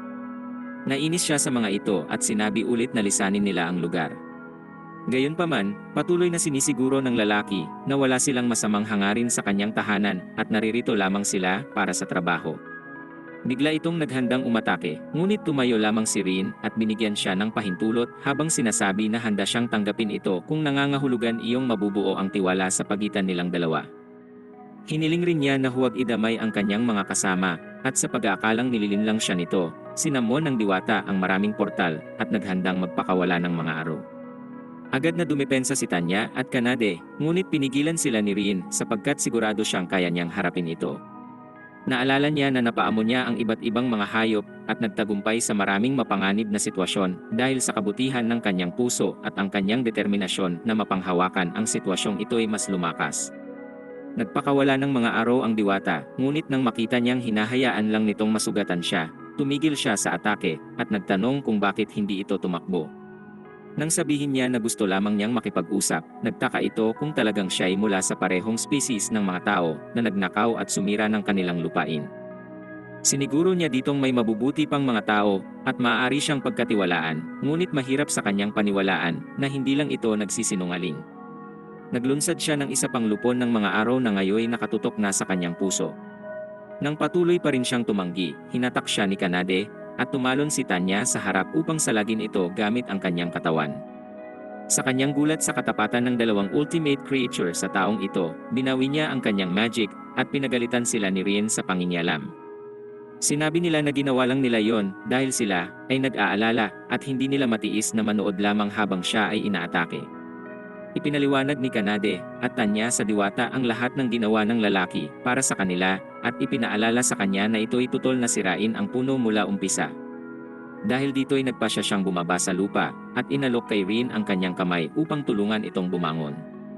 Siya ay nagpakilala bilang si Sora at nagdeklara na siya ay makikinig sa kanyang sasabihin. Nang sabihin nila ang lahat ng tungkol sa kanilang misyon mula sa uslak na bayani, sinabi niya sa kanila na siya ang nagtayo nito. Nang tanungin kung maaari niyang alisin ito para sa kanila, sinabi niya na ang barrier ay esensyal para ang daanan kung saan nakatira ang mga diwata ay hindi matunton ng mga tagalabas. Dahil ang pag-alis nito ay magpapahamak sa kanyang komunidad, hindi niya ito magagawa. Nang sabihin ni Tanya ang kanilang hinala na pinagtatakpan niya ang isang halimaw, tinanggi niya ito at sinabing walang halimaw sa kagubatan. Idinagdag niya pa na ang lahat ng naroroon sa loob ng kagubatan ay mga tahanan lang ng diwata at sila ang nagbabantay ng Shield of Truth. Sinabi pa niya na maaari niyang ibigay ito kung talagang mahalaga yon para matalo ang Demon King at nagsamon ng mahikal na bola sa kanyang mga kamay. Siya'y panandaliang nawala at iniwan lamang ang orb na lumulutang sa hangin at muling nagpakita na may dalang shield sa kanyang mga kamay. Nag-aalinlangan si Rin na tanggapin ang ari-arian ng diwata, ngunit sinabi ni Sora na ang pagkamuhi nila sa mga halimaw ay malalim rin kaya't ayos lang na ibigay sa kanila ang shield. Nais niyang gumawa ng isang bagay upang pasalamatan ito, ngunit sinabi ni Sora na sa pamamagitan ng pagbibigay sa kanya ng shield, tinutupad niya lamang ang sinaunang kasunduan sa pagitan ng mga diwata at ng huling bayani. Siya ay tumalikod at hiniling na sila'y umalis na mula sa lugar dahil tapos na ang kanilang misyon. Gayunpaman, nang magsimula silang maglakad palayo ay nakaramdam siya ng matinding kalungkutan. Napansin ito ni Rin at lumapit sa kanya at sinabing kanyang nararamdaman na mayroong bumabagabag sa kanya. Sinabi niya na dahil binigay nito ang shield sa kanila, maaari niyang bayaran ito sa pamamagitan ng pagtulong sa kanya. Muntik na niyang masabi ang kanyang problema, ngunit huminto siya dahil kung tutulungan siya ng mga ito, maaari itong ikapahamak ng tatlo. Siniguro sa kanya ng Timur na hindi niya alintana kung ito'y mapanganib at hiniling na hayaan silang tulungan siya. Sinabi ng kanyang mga kasama na walang saysay na tanggihan ang tulong nito dahil hindi niya ito tatanggapin. Dahil doon ay pumayag rin ang diwata na ibahagi ang kanyang problema sa grupo. Sinabi niya na mayroon siyang kambal na si Runa na malapit sa kanya kahit pa magkaiba ang kanilang personalidad. Ang kagubatan ay isa lamang sa maraming paraan sa buong mundo patungo sa tahanan ng mga diwata at sila ay dating magkasama sa pangangalaga sa barrier. Ang presensya ni Runa ang nagpagaan ng nakakabagot na gawain. Isang araw ay kinailangan nilang panandaliang iwanan ang barrier at nakatagpo sila ng isang halimaw na nagtatrabaho para sa Demon King. Sa simula, sinubukan nilang tumakas ngunit tumanggi ang halimaw na itigil ang pagtugis kaya't kinailangan nilang lumaban. Ang kanilang mahikal na mga araw ay walang bisa laban dito at hindi nila ito natalo. Itinulak ni Runa ang kanyang kambal palayo sa atake nito at sa halip ay siya ang tinamaan na nauwi sa kanyang pagkahuli. Sinabi niya na ang halimaw ay isang Shadow Knight, isang C-rank monster na may kakayahan na kontrahin ang lahat ng mga mahikal na atake. Tanging ang pisikal na mga atake lamang ang makakasakit sa mga nilalang na ito. Ang mga diwata na espesyalista ng magic ay lugi na agad bago pa man magsimula ang laban. Ang Shadow Knight ay may layunin na puksain ang lahat ng ultimate species na maaaring maging banta sa kanila. Inutos nila kay Sora na ibaba ang barrier kung nais niyang makabalik si Runa, ngunit tumanggi siyang ilagay ang iba pa niyang mga kasama sa panganib at tumakas. Nagmakaawa siya sa leader ng kanyang nayon na tumulong dahil hindi niya maliligtas ang kapatid mag-isa, ngunit sinabi nitong wala ng pag-asa at kalimutan na ito. Sinabi nitong ituon na lang ang pansin sa iba na ligtas sa loob ng barrier dahil kasalanan rin naman nila yon na sila'y lumabas. Sinabi niya na kahit nauunawaan niya ang leader, hindi niya magagawang abandonahin na lang ang kapatid at nais niyang subukan ang lahat upang iligtas ito. Dahil sa malungkot na kwentong ito, pinunasan ni Rin ang kanyang mga luha at nangakong ililigtas nila ang kanyang kapatid nang hindi nilalagay ang buong species sa anumang panganib. Siya ay napuno ng pasasalamat at niyakap niya ito. Ang araw na itinakda ng Shadow Knight upang ibaba ang barrier ay dumating na at nag-aalala si Sora na baka tapusin na ng halimaw ang kanyang kapatid. Tinuro niya sa tatlo ang direksyon papunta sa lungga ng halimaw at nagpumilit na siya isasama sa kanila. Gayunpaman, sinabihan siya ni Rin na manatili dahil kung makita ng halimaw na kasama siya ng mga ito, iisipin nilang lumabag siya sa kasunduan at maaari nilang saktan ang kanyang kapatid. Nagpatuloy sila sa direksyon na itinuro ng diwata, at pagdating sa nakakatakot na trono ng halimaw ay nagtago muna sila sa likod ng halamanan habang sinusuri ang paligid. Nakita nila itong nakaupo sa kanyang trono habang si Runa ay nakatali sa isang puno. Iniutos ni Rien ang pagsalakay at silang tatlo ay sabay na lumabas mula sa kanilang taguan. Nagpakawala siya ng fireball sa knight na nauwi sa isang malaking pagsabog. Ang knight na hindi tinatalaban ng magic ay tumayo mula sa trono at kaagad na tumalon si Kanade at sinipa ito sa mukha. Dahil dito'y nawalan ito ng balanse saglit at sinamantala ito ng tamer upang suntukin ito sa tiyan. Hindi man ito napabagsak, ito naman ay kanyang napaatras. Tinanong ng knight kay Rien kung siya ang bayani, at pagkatapos malaman na hindi, nagulat ito na may lakas siya ng loob na hamunin ang sundalo ng Demon King. Hinulaan niya na narito sila sa pakiusap ni Sora at ipinangako na parurusahan niya ang diwata sa kanyang pagtataksil. Inatake niya ang kapatid ng diwata gamit ang kanyang espada, ngunit sinalag ito ni Tanya gamit ang kanyang buntot. Pinakawalan niya si Runa at magkasama silang tumakas, habang pinapaubaya sa kanyang mga kasama ang pakikipaglaban. Nang ang Shadow Knight ay pasunod na, sinipa ito ni Kanade at Rien sa kanyang sikmura at mukha. Nainis ang halimaw sa pangingialam nila at nagsimulang umikot na nagdulot ng isang buhawi. Habang ang dalawa ay nagtatago sa likod ng isang bato, napansin nila ang napakalaking pinsala na idinulot ng knight sa kagubatan at naisip nilang dapat na itong matalo agad. Nagboluntaryo si Rien na linlangin ang halimaw at sinabi kay Kanade na salakayin ito sa kanyang senyas. Nakipagkasundo siya sa mga RB at iniutos sa kanilang sumugod. Bagaman hindi gumagana ang nakakaparalisa nilang kagatsak knight, alam niya na ang pagsalakay ay lilinlang sa kalaban ng ilang sandali. Tumakbo siya patungo kay Kanade at pinalakas ang kapangyarihan nito gamit ang Tamer spell. Naramdaman niya ang pagtaas ng kanyang kapangyarihan na nagpatibay sa kanyang determinasyon na tapusin ang halimaw. Tumakbo siya patungo dito at binutas ang katawan nito at pagkatapos ay agad naglaho ang halimaw. Habang ipinapaliwanag ni Rien ang spell na kanyang ginawa kay Kanade, dumating si Tanya sa lugar na bitbit ang walang malay na si Runa. Nang kanilang ipinagdiriwang ang pagtalo sa halimaw, bumukas ang mga mata ni Runa at nagtanong kung sino sila. Tiniyak ni Rien sa kanya na sila ay mga kaibigan at ipinadala sila ng kanyang kapatid upang tumulong. Pagkatapos ay pumunta sila sa gitna ng kagubatan upang hanapin si Sora na labis ang pagkagalak na makita uli ang kambal. Nang sabihin ni Kanade na ngayon ay maaari na silang mamuhay dito ng magkasama, sinabi ng diwata na silang magkapatid ay dapat lumayo para sa kanilang kaligtasan.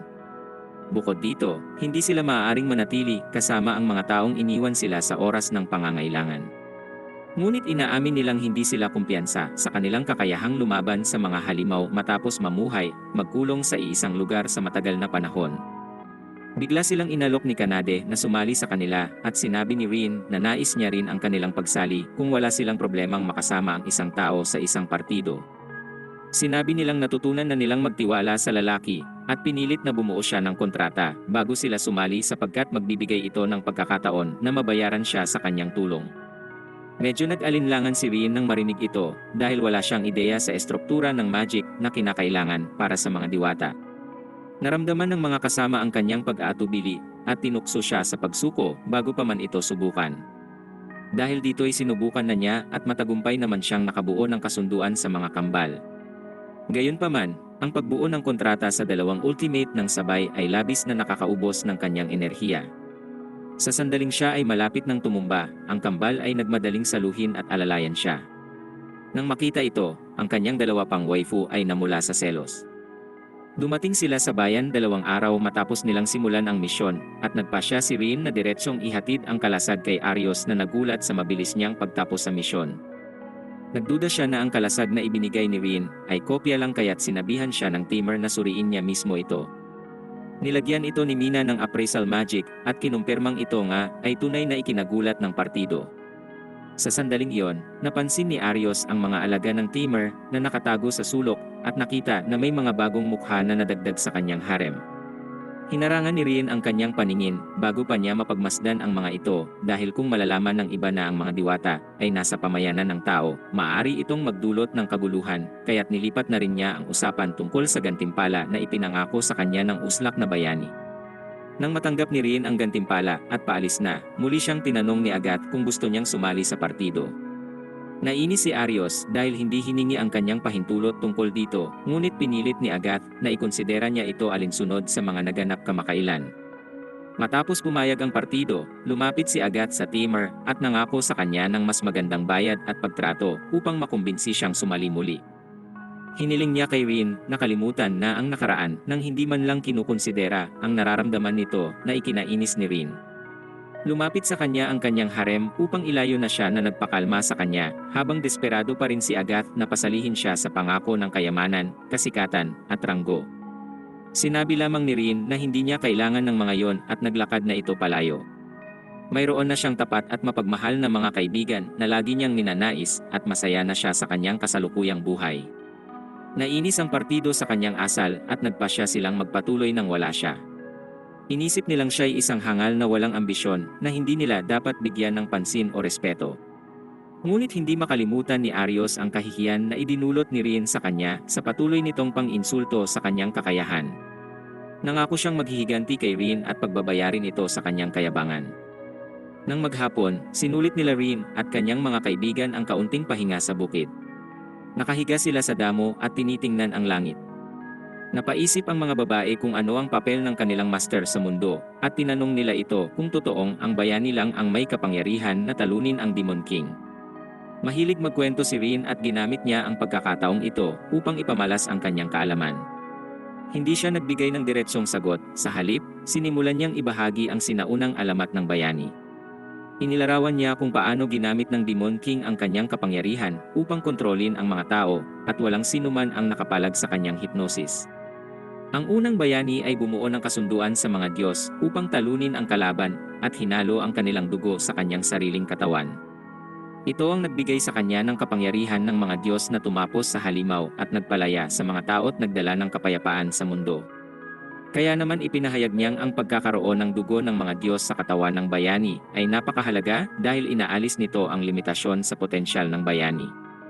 Ang mga karaniwang tao ay may hangganan lang sa kanilang kapangyarihan, at hindi kailanman magkakaroon ng sapat na lakas para matalo ang hari kahit ano pa ang pagsasanay na kanilang gawin.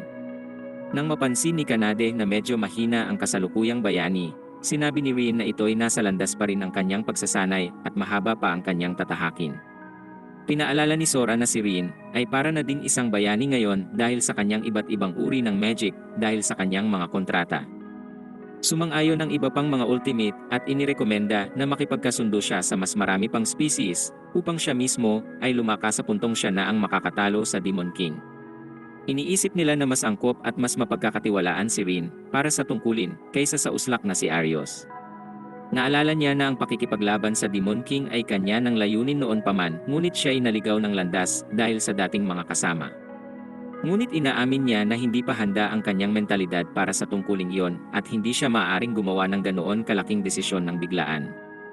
Gayunpaman, siniguro niya sa kanila na makakapagdesisyon rin siya sa lalong madaling panahon. Isang umaga, kumakain si Tanya at Rin ng masarap na almusal ng magkasama. Tumingin si Tanya kay Rin at inirekomendang kumuha sila ng bagong kagamitan na angkop sa mas mataas na level ng kapangyarihan ni Rin. Binigyang diin niya na marami na siyang pera mula sa kanyang mga kamakailang misyon, at mas marami na rin ang kanyang mga kaibigan na dapat bantayan ngayon. Sumang-ayon si Rin nang walang pag-aatubili. Iniisip niya na ang pagkuha ng mga bagong sandata ay magandang ideya dahil gusto niyang maging handa sa anumang hamon na maaaring dumating sa kanya. Pumunta sila sa merkado kung saan natakot ang mga diwata dahil sa presensya ng maraming tao at mahigpit na kumapit kay Rin.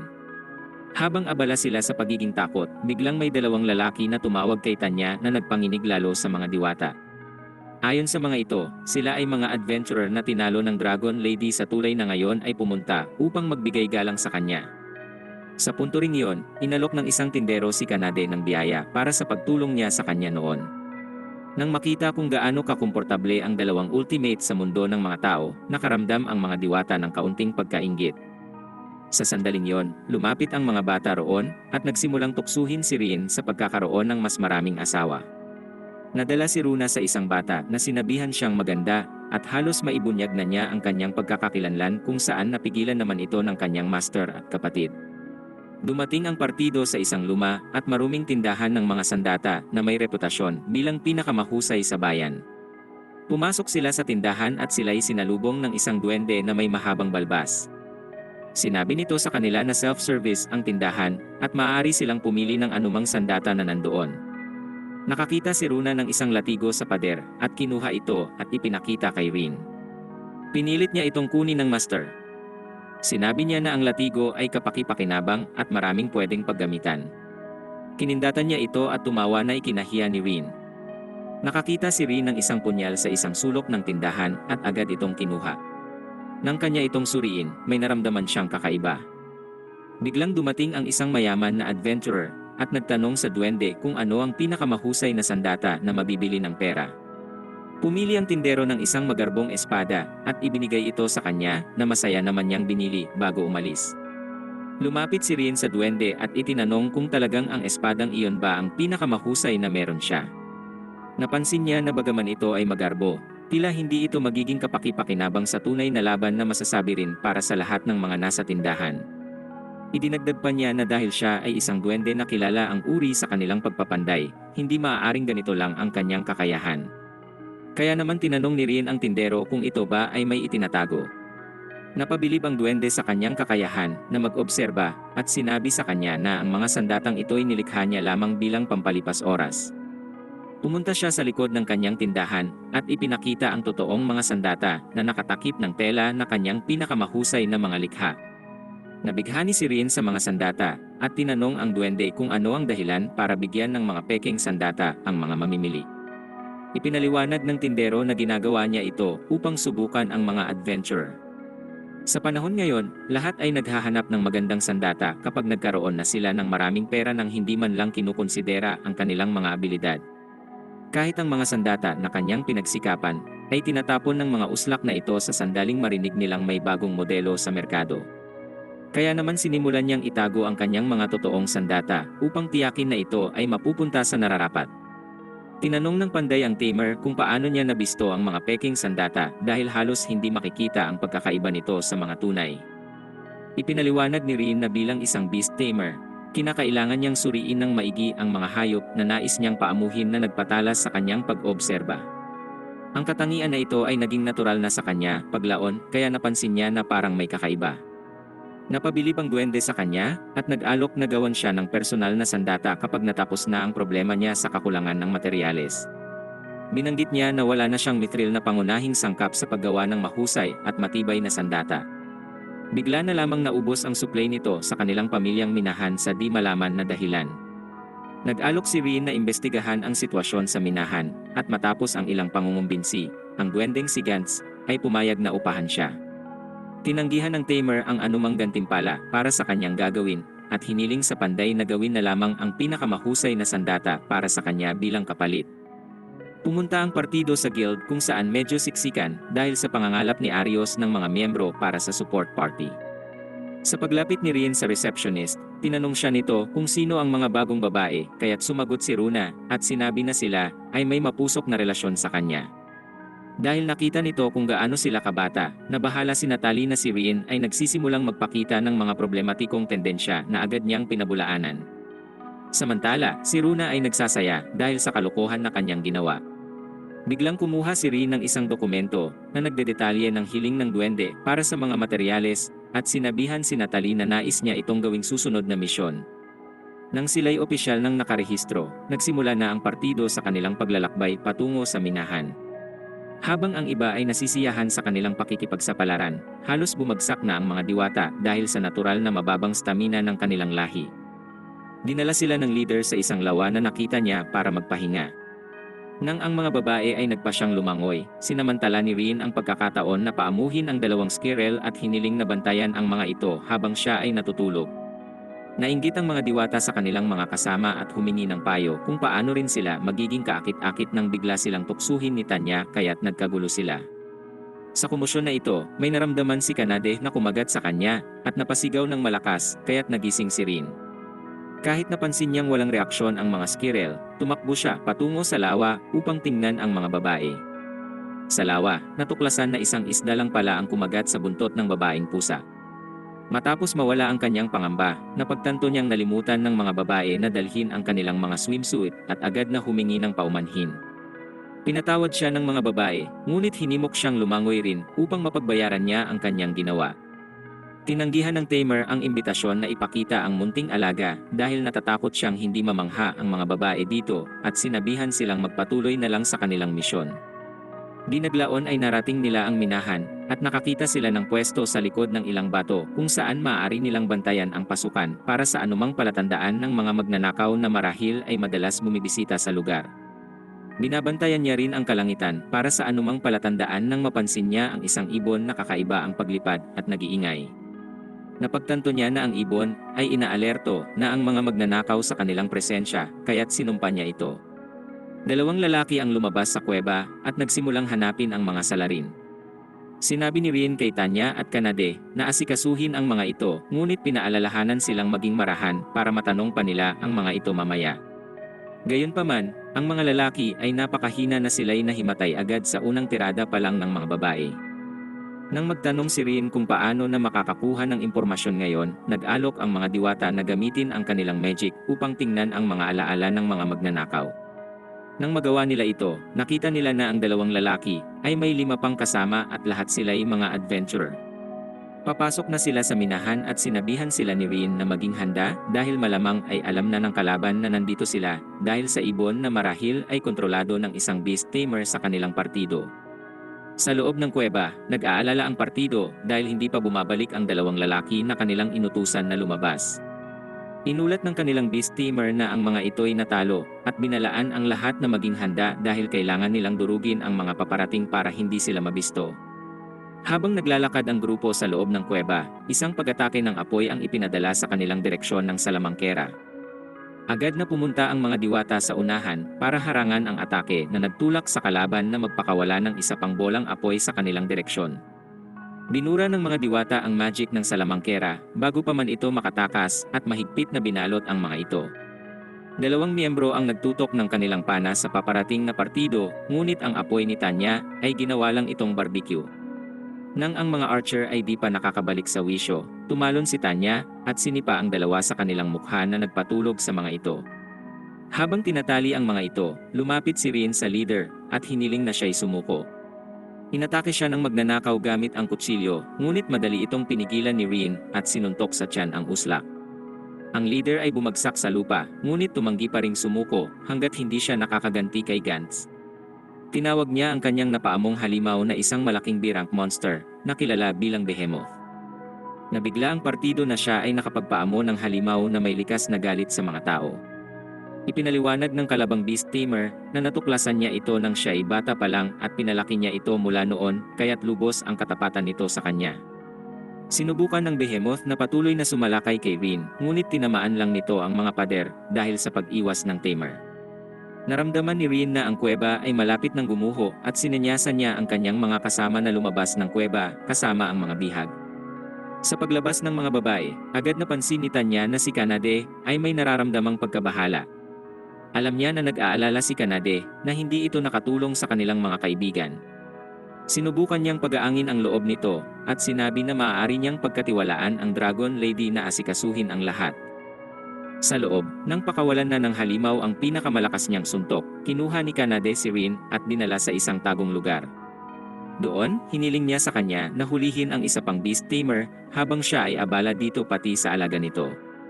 Nang sila ay lumabas, agad na nagbato ng suntok ang Behemoth. Tumalon sila palayo para iwasan ito at nagsimulang tumakbo si Rien. Hinabol siya ng halimaw habang sinusubukan pa ring suntukin ang lalaki. Sa punto ring yon, nagawa ni Kanade na hulihin ang pinuno ng mga magnanakaw na lumalabas na hindi talaga malakas na kalaban. Isa lang itong mahinang uslak na handang mamatay kaysa malaman ng iba na siya ay isang magnanakaw. Tumanggi siyang alisin ang kontrol sa Behemoth at inutos na siguraduhin tapusin ang bawat isa sa kanila. Napagtanto ni Rien na ang tanging solusyon sa problema ay putulin ang ugnayan sa pagitan ng kanyang kalaban at ng Behemoth. Agad niyang itinuon ang pansin sa malaking halimaw at naghintay ng tamang pagkakataon upang kumilos. Sa sandaling ang Behemoth ay maglalabas na ng atake, humagit na si Rien at kinuha ang halimaw mula sa magnanakaw gamit ang kanyang abilidad bilang tamer upang baguhin ang kontrata. Nainis ang pinuno ng mga magnanakaw sa kanyang pagkatalo sa kamay ng isang mababang rank na tamer. Sinubukan niyang puwersahin ang halimaw na tapusin si Rin, habang umaasang ang pag-aalaga niya sa halimaw noon ay may kahulugan pa rin. Gayunpaman, hindi natapat ang halimaw sa dating master nito, at nainis na lamang sa kanyang sigaw. Nagtungo ito sa kanya na may intensyong durugin siya ng buong lakas, ngunit bago ito makaabot, pumagitna si Rin at nagpakawala ng isang malakas na bolang apoy sa halimaw na tumapos dito sa isang iglap. Nakita ni Rin ang lungkot at sakit sa mukha ng magnanakaw at nakaramdam siya ng awa. Sinubukan niyang pagaangin ang loob nito, at sinabing wala siyang ibang opsyon kundi tapusin ang halimaw dahil mayroon itong malalim na galit sa mga tao na matagal nang naipon. Ipinaliwanag niya na ang halimaw ay magiging delikado rin sa susunod at magdudulot ng mas malalang mga pinsala. Matapos makipag-usap sa mga magnanakaw, natutunan ni Rin at ng kanyang grupo na lahat sila ay mga adventurer na nakabili ng mababang kalidad na mga gamit mula kay Gantz. Nang tukuyin ng ibang adventurer kung gaano kapangit ang mga armas na ito, sila ay nangakong maghihiganti sa duwende at nagpasya na nakawin ang lahat ng mithril upang hindi na siya makagawa pa ng mga armas. Pagbalik nila sa bayan, kinuwento ni Rin kay Gantz ang buong pangyayari sa kanilang pagbisita sa minahan. Pinakinggan siya ni Gantz ng may interes at paghanga, at napagtanto nitong mali na siya'y naging arogante sa kanyang mga armas. Inamin niya na mababa ang tingin niya noon sa mga tao, at iniisip na wala ni isa sa kanila ang karapat-dapat na humawak ng kanyang mga likha. Nahihiya siya ngayon at nagpasya na igagalang ang lahat ng kanyang mga mamimili. Sa pagkukonsidera uli ng duwende sa kanyang mga desisyon sa buhay, siniguro sa kanya ng tamer na ayos lang magkamali basta't akuin ang responsibilidad at itutuwid ito. Bagaman nahihiya siyang isang batang lalaki ang nagbibigay ng aral sa kanya, nagpasya siyang magsimula muli at maging tapat sa kanyang mga armas at mga mamimili mula ngayon. Ikinuwento ni Rin kay Gantz ang kanyang pinapaborang armas at hiniling sa kanya na gumawa ng isang punyal at gauntlet. Sinabi rin niya ang ilang ideya na kanyang naiisip na ikinagalak naman ni Gantz. Sumang-ayon si Gantz na gawin ang kanyang gusto sa lalong madaling panahon at sinabihan siyang balikan ito. Nagpasya ang tamer na gamitin ang pagkakataong ito upang magpahinga muna at magsaya ng sandali. Sa ibang bahagi ng bayan, may mga tao na nakapila sa tinutuluyan ng bayani para sa kanilang interview na maging miyembro ng support party. Patuloy na tinatanggihan ni Arios ang mga aplikante dahil sila ay mga beast tamer na maaari lamang magpaamo ng isang hayop kada sitwasyon at walang mga abilidad sa pakikipaglaban. Naghahanap siya ng isang taong kayang kumontrol ng maraming hayop kabilang ang mga ultimate species na makikipaglaban rin kasama niya. Napaisip siya kung makakahanap pa siya ng ganitong tao. Nang ipahayag ni Mina ang huling aplikante, siya ay nainis na sa kanilang lider sa patuloy nitong pagtanggi sa magaling na mga aplikante dahil lang hindi sila katulad ni Rin. Nag-aalala siyang baka hindi na sila umabot sa puntong matatalo nila ang Demon King dahil dito. Nang subukan niyang ipahayag ang kanyang mga saloobin kay Arios, nagalit lamang ito sa kanya. Sinabi niya na mananatili muna sila sa bayang ito at titiyakin na makakahanap sila ng karapat-dapat na miyembro bago sabihin sa kanya na umalis at magpahinga. Binigyan niya ito ng mabilis na paalala tungkol sa kanyang misyon na iligtas ang mundo mula sa Demon King bago ito tumakbo palabas ng pinto. Kinuha niya ang isang mahiwagang singsing sa kanyang mesa at naglabas ito ng madilim na kapangyarihan. Nanumpa siya na gagamitin ang singsing upang tapusin si Rin na kanyang mortal na kalaban bago niya ituon ang pansin sa pagtalo sa Demon King.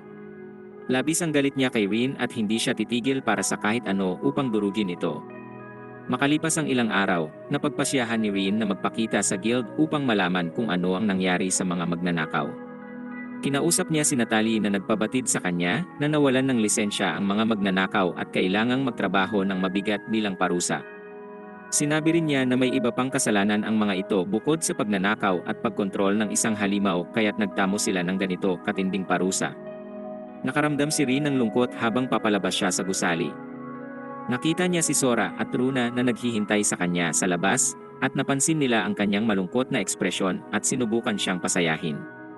Sinabi nila na ginawa nila ang tama na isuplong ang mga magnanakaw at ang kanilang halimaw at ipinaalala sa kanya na ang halimaw at ang baliw nitong may-ari ay magdudulot ng maraming problema at panganib sa mga tao kung sila ay nakatakas. Nang siya'y kumalma, hiniling niya sa mga kambal na sumama sa kanyang paglalakad habang maganda ang panahon. Bumili ang mga babae ng maraming bagay sa palengke, at sa kanilang paglalakad ay nakakita sila ng tindahan ng hotdog. Nang hindi maipaliwanag ni Rin kung ano ang mga ito, nagpasya silang subukan na lang ang nakakatakam na pagkain, at hayaan ang kanilang panlasa na humusga. Mabilis nilang kinain ang mga hotdog at nagsimula silang umiyak na ito ay naubos kaagad. Siniguro ng kanilang amo na babalik sila doon muli sa lalong madaling panahon. Biglang naalala ng mga diwata na gusto nilang makipag-usap sa kanya tungkol sa abilidad na nakuha niya sa pakikipagkasundo sa kanila. Tinanong nila kung natuklasan niya na ba ito nang di sinasadya. Matapos mag-isip ng mabuti, napagtanto niya na hindi pa niya alam kung ano ito. Sinabi nila na ito marahil ay ultimate magic na espesyalidad ng mga diwata. Upang kumpirmahin ito, tinanong nila kung natuto ba siya ng mga bagong spell kamakailan, ngunit tumanggi ito. Nagsimula silang mapaisip sa kanilang kapakinabangan, ngunit sinabi ni Rin na hindi siya nakipagkaibigan sa kanila para lamang sa kanilang pakinabang. Siniguro niya sa mga ito na lagi siyang magpapasalamat sa kanilang suporta anuman ang mangyari. Tinanong nila kung bakit pa niya gustong maging bahagi sila ng kanyang partido samantalang mayroon na siyang dalawang kasama na mas malakas kahit pagsamahin pa silang dalawang diwata. Sinabi niya na wala siyang tiwala sa kanyang sarili nang siya ay kasapi pa ng kanyang dating partido, kaya hindi rin niya pinagkakatiwalaan ang sinuman sa kanila. Pinagsikapan niyang panatilihin ang kanyang posisyon sa partido, ngunit sa kabila ng lahat ay tinanggal pa rin siya. Kaya ngayong alam na niya ang mga palatandaan na dapat iwasan, at nakahanap ng tamang mga kaibigan, nais niyang panatilihin ito at gawin ang makakaya upang mabuo ang tiwala sa isa't isa. Ang lahat ng mabigat na usaping ito ay nagpagutom ulit kay Runa, kaya niyaya na sila ni Rin na mananghalian. Habang papunta sila sa restaurant, pinahinto sila ng isang uslak na interesado sa kambal at nais na tuparin ang kanyang mga pantasya dito. Nagalit siya nang tanggihan siya ng kambal at lumapit si Rin upang itanong sa lalaki kung ano ang nangyayari. Nagpakilala siya bilang Edgar na anak ng Panginoon ng Horizon at ipinagyabang ang kanyang kayamanan upang akitin ang mga babae na sumama sa kanya. Nang patuloy silang tumanggi, iniutos ni Edgar sa kanyang mga bantay na paligiran sila at sinabi kay Rin na ibigay agad ang mga babae para hindi na sila mag-aksaya ng oras. Ngunit tumanggi ang tamer na abandonahin ang kanyang mga kasama sa isang taong tulad niya. Dahil dito, iniutos ng Panginoon sa kanyang mga guwardya na simulan ang atake, ngunit lahat sila ay bumagsak sa isang iglap. Dahil alam nilang hindi sila makakaapekto ng direkta sa tamer, inutos ng mayamang uslak na sa halip ay gamitin nila ang kanilang mga espada laban sa mga karaniwang sibilyan. Nang iniisip na niya kung paano tutulungan ang lahat, sinabi ng mga diwata na sila na ang bahala dahil walang nakakaalam ng tungkol sa kanilang kapangyarihan at magagamit ito sa kanilang kalamangan. Gayunpaman, ayaw isugal ni Rin na malaman ng mga tao na sila'y mga diwata at sila'y mapaalis mula sa isang bayan na kanila nang natututunang mahalin. Naalala niya ang tungkol sa marka ng kanyang fireball na nagbago kaya nagpasya siyang mag-focus dito. Nang tanungin ang kanyang huling desisyon, sinabi niya kay Edgar na hindi niya papayagang magpatuloy ang mga kabulastugan nito at pinalitaw ang maraming marka mula sa kalangitan. Nagpakawala siya ng maraming apoy mula sa mga markang ito at sinunog ang ilang mga gwardya. Pinulot niya ang isang espada at itinutok ito sa uslak bago sabihin na mangakong huwag nang magpapakita uli sa bayang ito. Sumunod ang mga gwardiya sa kanilang leader sa paglisan, at ang lahat sa restaurant ay nakahinga na ng maluwag.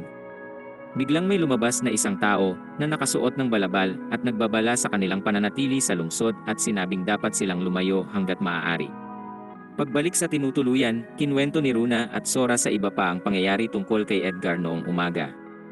Ipinaliwanag ni Rin na baka dahil si Edgar ay nag-iisa lang na anak, sila ay naging pabaya dito na nauwi sa pagiging arogante ng uslak. Nang tanungin sila ni Tanya kung bakit hindi ito mapigilan ng mga knight, sinabi ng mga diwata na ang anak ng Panginoon ay magaling magtago ng ebidensya na kahit pa mga bihasang knights ay hindi ito nahahagilap. Ipinayo ni Tanya na sunugin nila ang mansyon ng uslak upang hindi na siya makabalik para gambalain muli ang kambal at mga mamamayan. Lumipad ang isipan ni Rin tungkol sa kanyang layunin na iligtas ang lahat at napaisip kung kailangan talaga nilang umalis sa lungsod. Binasa ng kanyang mga kasama ang kanyang iniisip at tiniyak sa kanyang hindi nila ito iiwan kahit ano pa ang sitwasyon.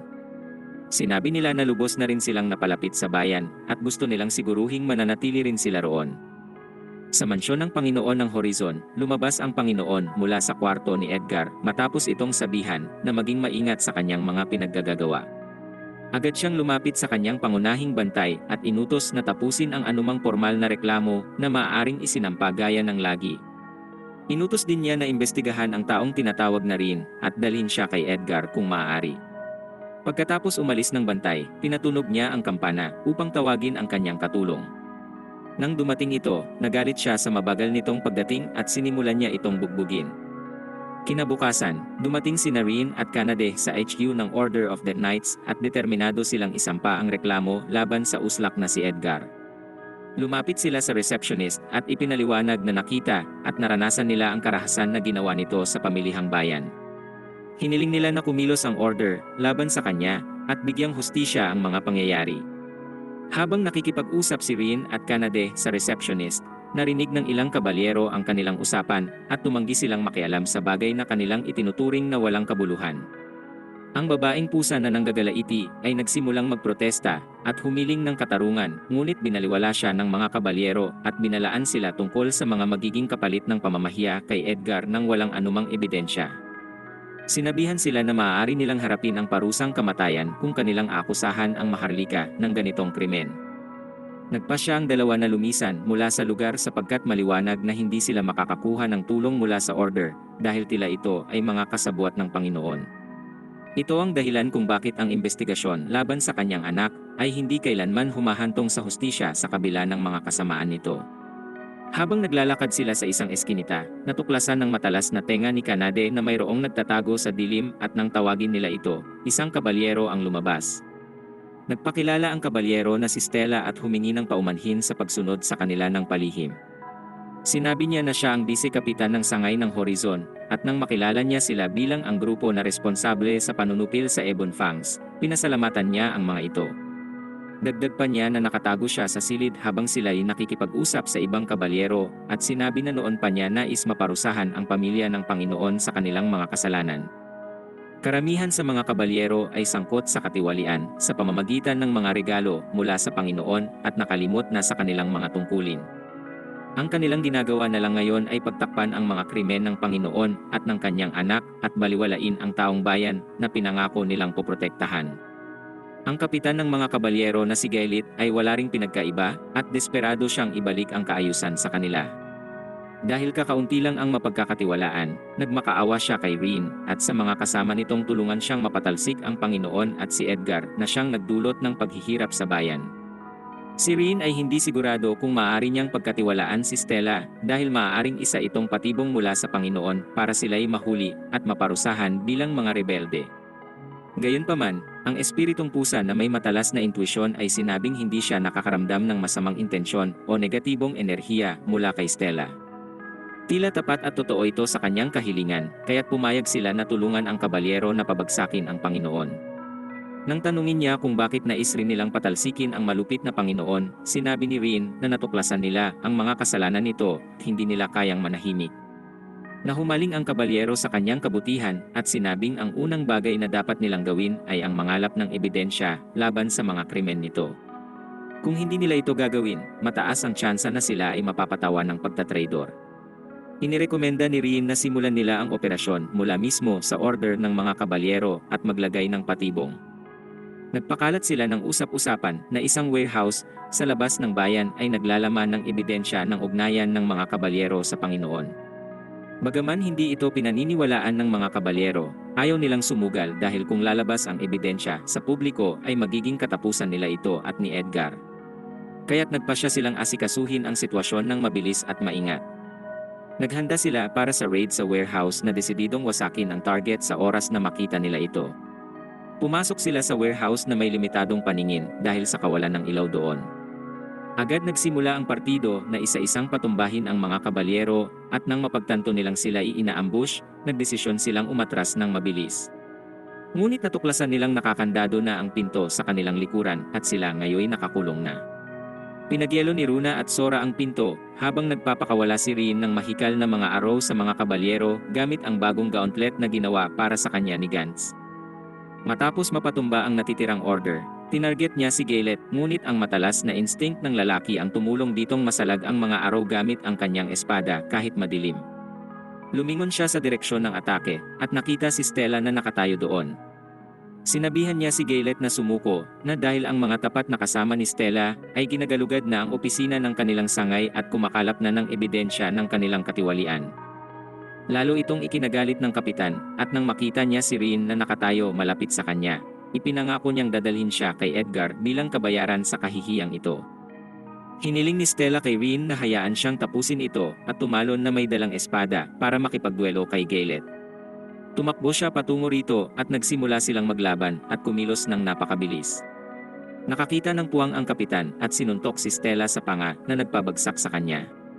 Nang siya'y makatayo muli, ay pareho silang sumugod na handang tapusin ang isa't isa. Nakaiwas si Stella sa espada nito at nagawa niyang hiwain ang lalamunan ng kalaban. Ang balita ng pag-aresto sa mga tiwaling kabalyero ay nakarating kay Edgar at ibinuntun niya ang galit sa kanyang alipin. Gayunpaman, naalala niya na mas marami ang kanyang personal na bantay kaysa sa kanila at tiwala siyang maaari nilang tapusin ang mga nanggugulo. Sa mismong sandaling iyon, ang nakabalabal na si Arios ay sumulpot sa kanyang bintana at sinabing huwag papakasiguro sa kanyang mga sinabi. Nagpakilala siya bilang isang tao na nandoon upang tumulong dahil sa kanya ring pagkamuhi kay Rin. Ipinaliwanag niya kay Edgar ang tungkol sa harem ni Rin ng mga ultimate species at ang layunin ng Tamer na agawin ang lahat ng mahalaga sa Panginoon. Inihagis ng bayani ang mahikal na singsing sa kanya at sinabi na ito ay isang mahiwagang item na tumatapos sa kahit anong target at sinabihan siyang gamitin ito laban kay Rin. Dagdag pa niya na ang matinding galit ni Edgar para kay Rin ay magpapalakas lamang sa kapangyarihan ng singsing at ipinagkakatiwala niya rito ang pagtapos sa Tamer. Sa kabilang banda, labis na ang pinsala sa alipin ni Edgar na halos hindi na ito makagalaw. Naalala niya ang masaya niyang pamumuhay bilang residente ng isang mapayapang nayon at napatanong kung ano ang kanyang nagawa sa nakaraang buhay upang danasin ang ganitong hinaharap. Sa labas ng mansyon, dumating si Stella at ang kanyang mga kasamahan sa mansyon ng Panginoon upang inspeksyonin ito. Tumanggi ang bantay na payagan silang pumasok dahil wala silang alam na anumang investigasyon at hindi rin nila nakikitang kasama nila si Gaylet. Ipinaalam niya sa kanila na siya at lahat ng kanyang mga tiwaling kabalyero ay naaresto na at narito siya para sa parehong bagay. Habang pinapalakas ni Kanade at tanya ang kanyang loob, inutos niya sa mga bantay na papasukin siya kundi ay haharap sila sa parehong kapalaran ng tiwaling mga uslak sa kamay mismo ng hari. Tinaas ng mga bantay ang alerto at tinawag ang lahat ng kanilang mga puwersa sa laban. Nakita ni Edgar ang lahat ng nangyayari mula sa kanyang bintana at nakatayo kasama ang kanyang singsing na handang tapusin si Rin at angkinin ang mga ultimate species. Samantala, ang Tamer at ang mga diwata ay nagtagumpay na pasukin ang mansyon sa pamamagitan ng paggamit ng kaguluhan sa main gate. Dumating sila upang isagawa ang unang tungkulin at plano na hanapin at iligtas ang mga taong bayan na kinidnap ng Panginoon. Nang magalak si Runa, ang nabahalang si Rin at Sora ay sinabihan siyang kontrolin ang sarili dahil hindi maaaring makompromiso ang kanilang posisyon kung ayaw nilang mapahamak ang mga bihag. Ginamit ni Runa ang kanyang search magic upang hanapin ang mga tao at idinagdag ni Sora na kapag nakita nila ang mga ito, maaari nilang gamitin ang kanyang teleport magic upang madali silang makatakas. Habang nagpaplano sina Sora at Rin, ipinaalam ni Runa na natagpuan na niya ang mga bihag. Gayunpaman, siya rin ay nakakaramdam ng isa pang malaking enerhiya na tiyak ay hindi tao. Dahil sa taas ng antas ng magic, malamang na ito rin ay isang ultimate species. Nang malaman ito ni Rin, sinabi niya sa mga diwata na asikasuhin ang mga bihag habang siya ay nagsisiyasat sa pinagmumulan ng magic signal. Nag-aalala ang kambal na hayaan siyang mag-isa, ngunit siniguro niya sa kanila na magiging maayos ang lahat. Idinagdag niya na dahil wala siyang teleport magic, hindi niya matutulungan ang mga bihag. Kaya naman ito ang tanging paraan upang makatulong siya. Sinabihan siya ng mga diwata na mangakong babalik ng ligtas at naghiwalay na sila upang gawin ang kanilang mga tungkulin. Sa pagsunod sa direksyon ni Runa, nakarating si Rin sa isang pintuan at nang pumasok siya rito ay nakita niya ang alipin sa isang selda. Nang makita niya ang tila pang fax na tenga nito at ang kanyang tatlong buntot, agad niyang natukoy na isa itong demigod. Sa sandaling magbukas ang kanyang mga mata, ginamit ng lalaki ang kanyang lakas upang wasakin ang selda. Pagdating sa loob, gumamit siya ng healing magic at siniguro na nandoon siya upang tumulong. Nang magtanong ito kung sino siya, ipinakilala niya ang sarili bilang si Nina at nagpasalamat sa kanyang pagdating. Kinuwento niya kung paano sinakop ni Edgar ang kanyang nayon at natagpuan siya nitong nagtatago sa kanyang bahay. Sinubukan nitong lumapit sa kanya, ngunit kinontra niya ang kamay nito gamit ang kanyang magic para dumepensa. Ito ay ikinagalit ng uslak at inutusan ang kanyang mga bantay na dalhin ang mga batang mamamayan na kanilang nahuli. Binalaan niyang pupugutan niya ng ulo ang mga ito kung hindi siya susunod sa kanya.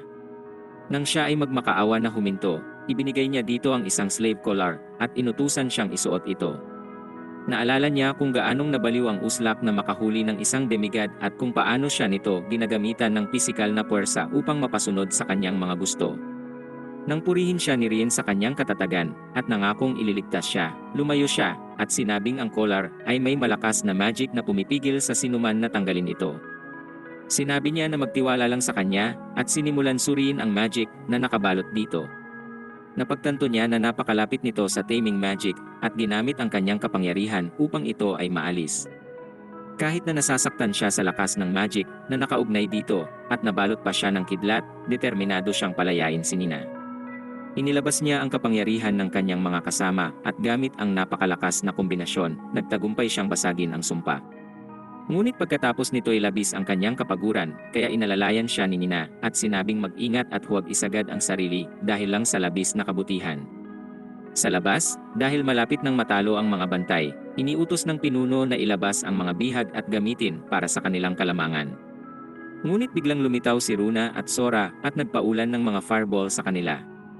Inihayag nila sa mga kaibigan na kanila nang nailipat ang mga bihag sa isang ligtas na lugar at sinabing hindi na nila kailangang magpigil dahil maaari na nilang pakawalan ang kanilang buong lakas sa mansyon. Inutusan ni Stella ang kanyang mga kabalyero na arestuhin ang mga kalaban sa oras na sila'y matalo at pumasok siya sa mansyon upang harapin ang pamilya ng Panginoon. Napapanood ni Edgar ang lahat ng ito mula sa loob at nagalit dahil aksaya lang sa pera ang kanyang mga bantay. Sa sandaling iyon, pumasok ang kanyang ama at ipinahayag ang kanyang pag-aalala na ang kanilang depensa ay hindi umayon sa plano. Sinabihan ni Edgar ang ama na tumakas na dahil maiiwan pa siya para idispatcha ang mga ebidensya laban sa kanila. Sa isa pang bahagi ng mansyon, makikitang bitbit ni Rien si Nina papunta sa ligtas na lugar nang masalubong niya ang kanyang mga kaibigan. Nang ipakilala niya si Nina, nainis ang kanyang harem na may kinuha na naman itong isa pang babae. Sinubukan niyang ipagtanggol ang sarili, ngunit nang makita ang kanyang paghihirap, ang mga babae ay umamin na nagbibiro lamang sila. Pero sila ay nagulat na ang isang demigod na karaniwang sinasampalataya ng mga tao ay nahumaling kay Rien. Ngunit ipinangako ng harem na lagi lang silang naroroon para kay Nina. Ang kanilang pagkikita ay naistorbo ng Panginoon ng Horizon na tumatakbo upang makatakas sa mansyon. Binunot ni Stella ang kanyang espada at sinabi sa kanya na sumuko sa investigasyon. Nang tanggihan ito, ginamit ni Rien ang kanyang gauntlet upang balutin siya ng mahikal na tali na nagdulot sa uslak na mawala sa balanse at mahulog sa hagdan at mawalan ng malay. Narinig ni Edgar ang komosyon at tumakbo sa hagdanan at sinamon ang isang Grim Reaper upang dalhin si Rien sa kabilang buhay. Bago pa makakilos ang tamer ay nasaksak na siya ng Reaper sa dibdib. Si Arios na nakatayo sa bubungan ng mansyon ay narinig ang mga sigaw at natuwa na ang kaaway ay wala na. Umalis na siya upang bumalik sa kanyang payapang pagtulog. Ngunit sa loob ng mansyon, binuksan ni Rien ang kanyang mga mata at napagtanto na ito'y isang panaginip lang na sobrang makatotohanan. Nabalot ang kanyang harem ng pag-aalala at pagkalito kung bakit walang epekto sa kanilang master ang panapos ng Reaper. Inatake siya ni Runa ng lason upang tingnan kung ito ay gumagana at dahil hindi niya ito masyadong pinag-isipan, ginusto siyang tapusin ng kapatid sa kanyang kapabayaan. Ipinaliwanag ni Runa na matagal na siyang napapaisip sa posibilidad na si Rien ay nakakuha ng higit pa sa isa sa kanilang abilidad tulad ng nangyari sa iba niyang mga kasunduan.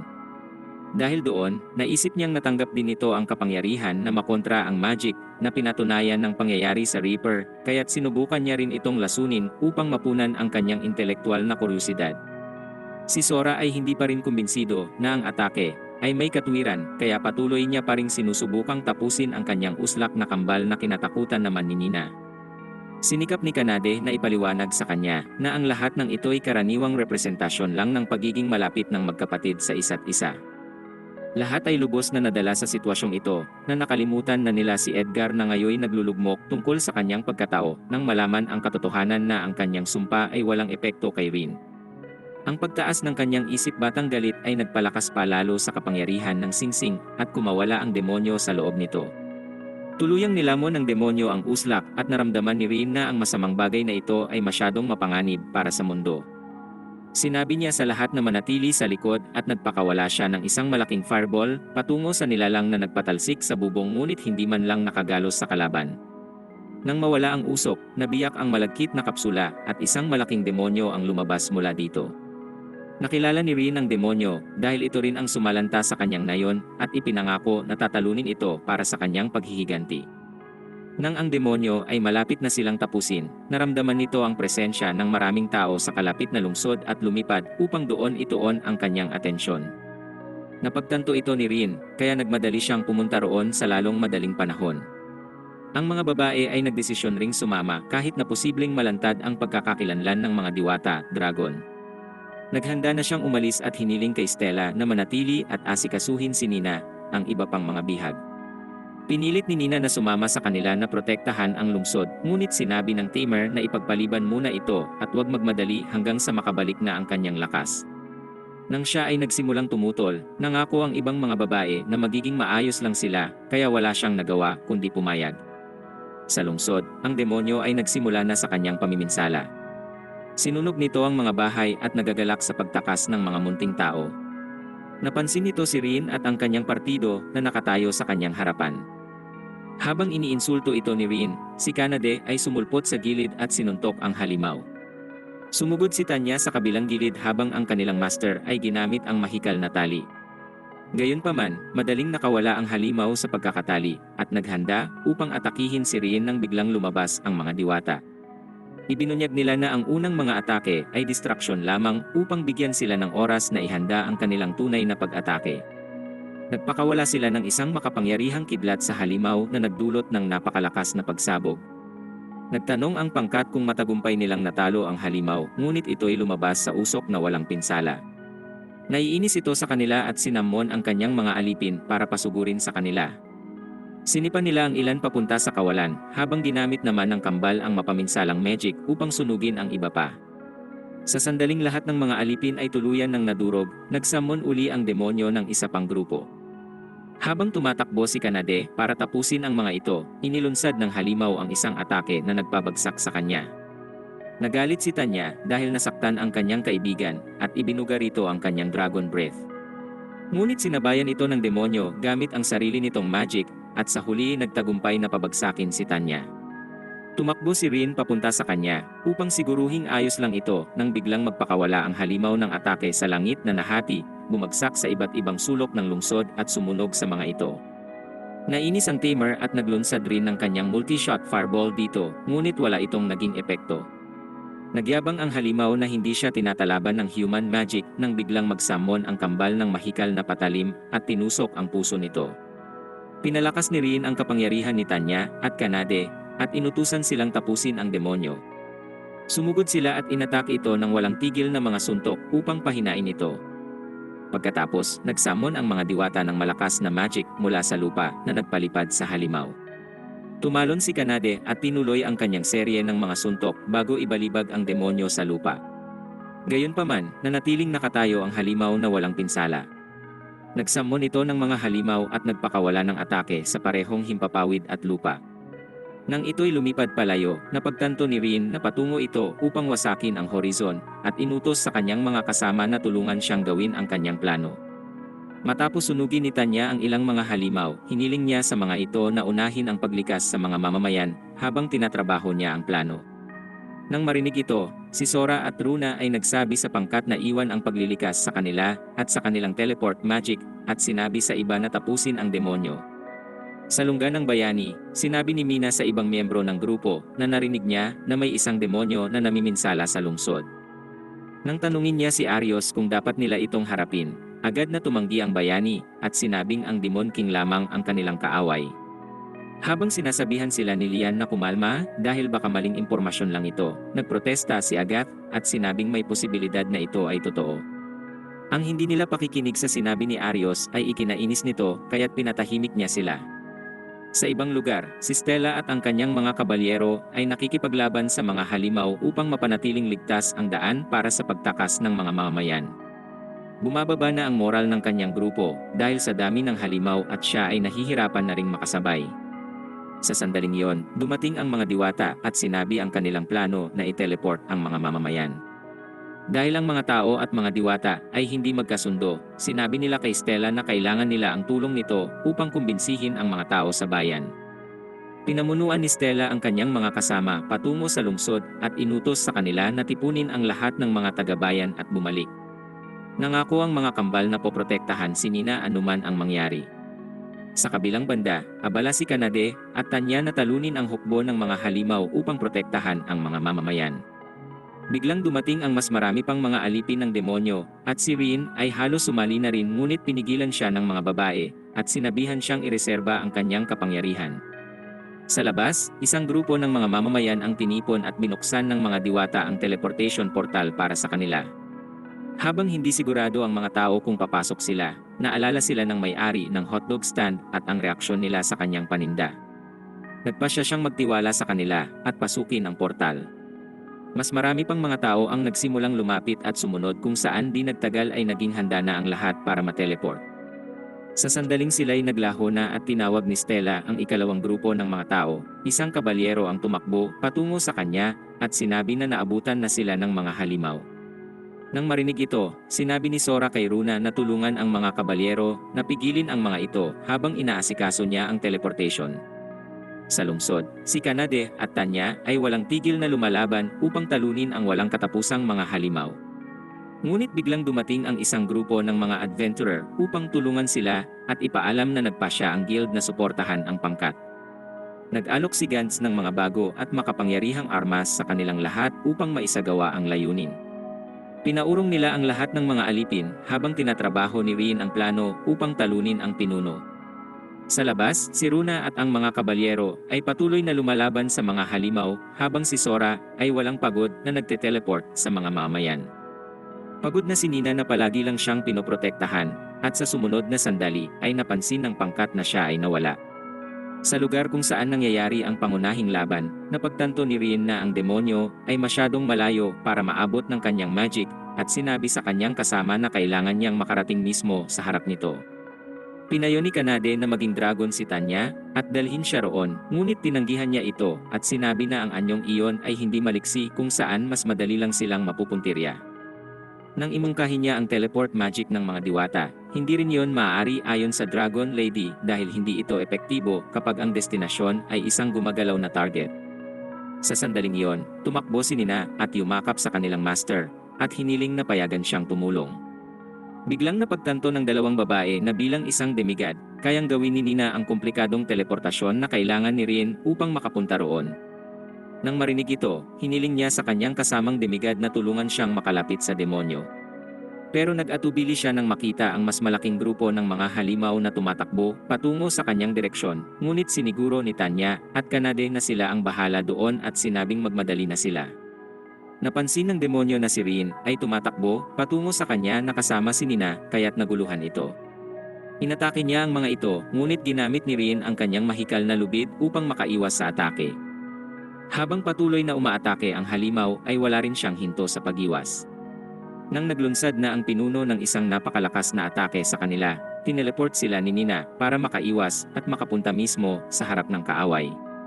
Sinubukan itong tumakas ngunit nagawa ni Nina na habulin ito dahil sa kanyang kakayahan bilang demigod.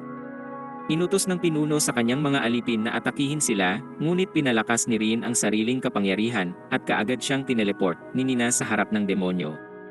Agad na inabot at hinawakan ni Rin ang demonyo upang itali ito gamit ang kanyang kapangyarihan.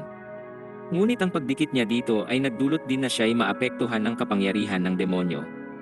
Nilabanan niya ito gamit ang kanyang determinasyon at binura ang kontrol ng demonyo sa kanyang mga alipin. Sa sandaling ang pinuno ay nakawala na sa kanyang pagkakatali, inutusan niya ang kanyang mga bagong alaga na atakihin ang halimaw. Nilamon ng mga halimaw ang demonyo at sa wakas ay natapos na ang laban. Ngunit ang pagdiriwang ni Rin ay hindi nagtagal dahil si Nina ay nawalan ng malay mula sa matagal na paggamit ng kanyang kakayahan. Nang sila ay malapit ng bumagsak, lumipad si Tanya upang saluhin sila at dalhin sa kanilang mga kaibigan. Magkakasama nilang pinanood ang pagsikat ng araw sa lungsod na kanilang nakayanang protektahan. Matapos silang makapagpahinga ng maayos, nagising si Nina na masigla at may bagong enerhiya. Sinabi niya na siya ay nagpapasalamat sa kabutihan ni Rin at nais niyang pagbayaran ito sa pamamagitan ng pagsuporta sa kanyang pakikipagsapalaran. Kaya naman nagpumilit siyang gawan din siya ng kontrata ni Rin. Si Rin ay nag-atubiling tanggapin ang kanyang alok dahil hindi niya alam kung kakayanin pa niya ang isa pang kontrata sa isang ultimate species lalo na sa napakalakas na gaya ni Nina. Gayunpaman, hindi siya nakatanggi kaya't nagpasya siyang subukan ito. Ginamit niya ang kanyang kakayahan bilang tamer at umaasang magiging matagumpay ang kasunduan. Sa kanyang pagkamangha at kasiyahan, ang kontrata ay nabuo ng walang anumang komplikasyon na ikinatuwa rin ni Nina. Naramdaman ni Rin ang komportabling pakiramdam sa kanyang dibdib habang naiisip na isa na namang waifu ang nadagdag sa kanyang harem. Ang iba pang mga babae na nasaksihan ito ay hindi nagsiselos o nagagalit, kundi ay masaya lang at nasasabi. Tinanggap nila si Nina bilang kanilang bunsong kapatid at binalot siya ng pagmamahal at papuri na nagpangiti sa kanya. Kinabukasan, nang dumating sila sa guild ay nakita ng pangkat si Stella na nakikipag-usap kay Natalie. Nang ipahayag ni Rin ang kanyang pagkagulat na ang kapitan ng mga kabalyero ay nandito, ipinaliwanag ng mga babae na sila ay nag-uusap tungkol sa isang kolaborasyon sa pagitan ng guild at ng order. Inamin ni Natalie na hindi nila ikukonsidera ang pagtulong sa order sa ilalim ni Gaylet, ngunit sa pamamahala ni Stella, sila ay lubos na nagagalak na makapagbigay ng suporta. Masaya ang pangkat na marinig ito dahil nangangahulugan itong bumubuti na ang kalagayan ng lungsod. Dinagdagan pa ng kapitan ang kanilang kasiyahan nang sabihin nitong titiyakin niya na mapaparusahan ang dating Panginoon sa lahat ng kanyang mga kasalanan. Humingi ng paumanhin ang tamer sa biglang pagdami ng kanyang trabaho, ngunit sinabi nitong wala iyon dahil masaya siyang makakapagtrabaho na talaga para sa kabutihan ng horizon. Sinabi pa ni Natalie na siya ay itinaas na ng 2 antas, at ngayoy isa na siyang C-rank adventurer dahil sa kanyang kasalukuyang mga tagumpay. Ipinahayag niya na ang desisyon ng promosyon ay hindi lamang galing sa guild, kundi hiningi rin ito ni Stella at ng iba pang mga adventurer. Sa pakikinig dito, lubos na natuwa ang harem na ang lakas ng kanilang master ay nagsisimula ng kilalanin ng lahat. Sinabi rin ng receptionist na maaari nilang asahan ang isang malaking gantimpala mula sa guild sa lalong madaling panahon. Nagtanong si Rin sa kanyang mga kasamahan kung ano ang nais nila para sa handaan nang biglang mapansin ni Natalie ang bagong nadagdag sa pangkat. Nang ipakilala niya ito, hindi mapigilan ng receptionist ang kanyang panggigigil. Sinabi ng tamer sa kanya na ang dahilan kung bakit sila narito ay dahil ang kwarto na kanilang tinutuluyan ngayon ay masyado nang maliit para sa isang pangkat na may 6 na miyembro.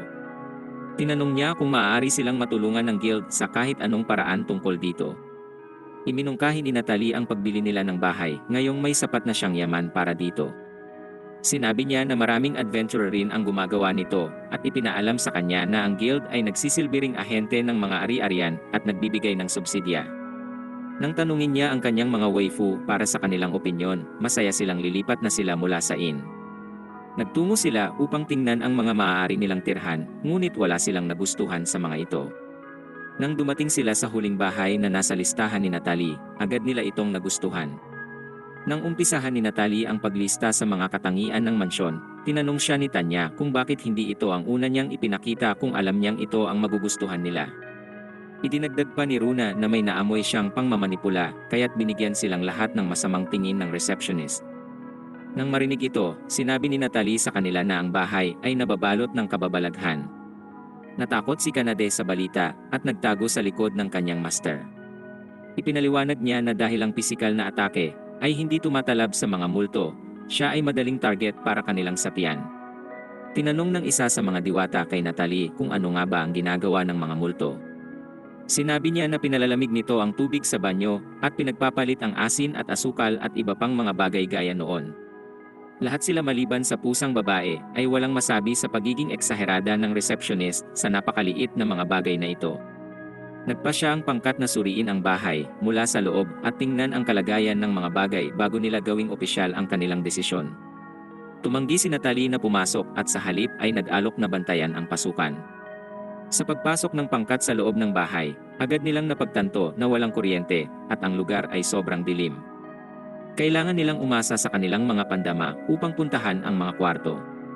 Ngunit nagulat sila sa pagiging malinis at maayos ng lahat na parang mayroong regular na nagpapanatili nito.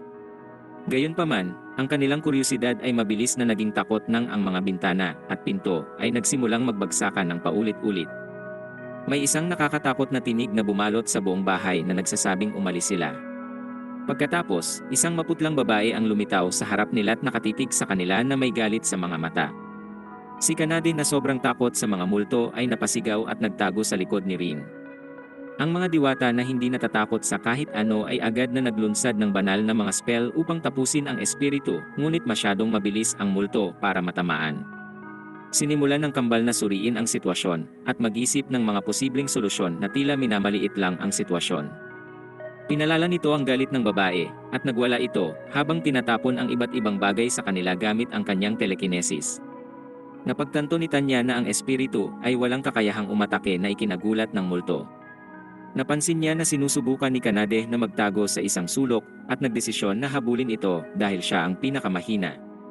Ngunit ang pusang babae ay natakot ng sobra na ang kanyang katawan ay bahagyang napunta sa mundo ng mga kaluluwa, kaya nagawa niyang saktan ang multo sa pisikal na mga atake. Nagsimula siyang habulin ang multo at ngayon, ang multo na ang natatakot sa kanya. Sinilyo ng mga diwata ang kwarto upang pigilan ang multong makatakas at nahawakan naman ni Tanya si Kanade at binalik siya sa realidad.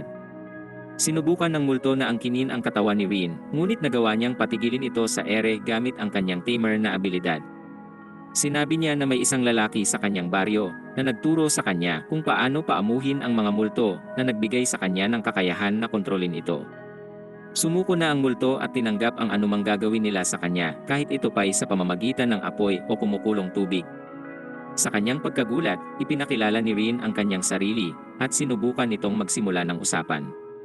Naakit siya dito at sinabi na ang kanyang pangalan ay Tina at siya ay nagtrabaho bilang katulong sa ibang lungsod bago ang kanyang kamatayan 30 taon na ang nakalilipas. Ang kanyang amo ay isang sadistikong uslak na pumatay sa kanya, at ang sumunod na nangyari ay nagising na lang siya bilang isang multo. Nang tanungin kung ano ang kanyang susunod na balak gawin, sinabi niya sa kanila na aalis na lang siya sa bahay dahil alam niyang hindi naman niya mapapaalis ang kanilang partido. Tinanong ni Rin si Kanade kung ano ang kanyang palagay at sumagot ito na bagamat siya ay natatakot pa rin, kaya niyang makisama kay Tina kung kasama niya ang buong partido. Dahil dito'y inalok nila si Tina na tumira na rin doon kasama nila. Pinilit ni Tina na aalis na lang siya, ngunit nakumbinsi siya ni Rin na manatili nang sabihin nitong ang kanyang presensya ang nagpababa ng husto sa presyo ng bahay. Nang papayag na siya, napagtanto niya na ang lalaki ay gumagawa lamang ng walang saysay na dahilan para magdagdag ng isa pang babae sa kanilang grupo. Sinabi ni Tanya na walang mananalo laban sa kabaitan ng kanilang master, at ang iba pang mga babae ay nakiusap na rin na siya'y manatili. Kaya naman tinanggap na niya ang kanilang alok na tumira doon kasama nila. Matapos pirmahan ang kontrata sa opisina ng guild at maging pinal ang pagmamay-ari nila ng bahay, nakaramdam si Rin ng pagkagalak at ginhawa. Nakamit na niya ang kanyang pangarap na magkaroon ng sariling tahanan at bumuo ng pamilya. Napatingin si Natalie sa kanya na may paghanga at pagtataka. Hindi siya makapaniwala na ang tamer ay nagawang bumuo ng isang malakas na partido na may iba't ibang uri ng mga miyembro, kasama na ang isang bihira at misteryosong multo. Binati niya ito sa kanyang tagumpay at ipinaalala ni Kanade na dapat silang magmadali sa pamilihan upang bumili ng mga kailangan para sa kanilang salusalo, at sila'y naging abala sa paghahanda para sa isang pagdiriwang sa kanilang bagong bahay. Sa pamilihan, lumapit si Arios at kanyang mga kasamahan sa isang tindero ng prutas, at inutos dito na bigyan sila ng isang linggong rasyon. Sinabihan niya itong gawing libre dahil kapos siya sa pera sa ngayon. Dumagdag pa ang kanyang mga kasama sa mga walang kwentang pananalita tulad ng ang pagtulong sa isang bayani ay karangalan para sa tindero. Ngunit tumanggi ang lalaki sa kanilang gusto at sinabi na wala siyang kalakal na maibibigay dito, na ikinagalit ni Arios. Sinabi niya na sila ay nasa isang paglalakbay upang talunin ang Demon King at iligtas ang mundo. Binatikos ng tindero ang kanilang walang kwentang mga sinasabi, at ipinaalala sa kanila na hindi nga nila nailigtas ang horizon, kaya paano pa ang buong mundo.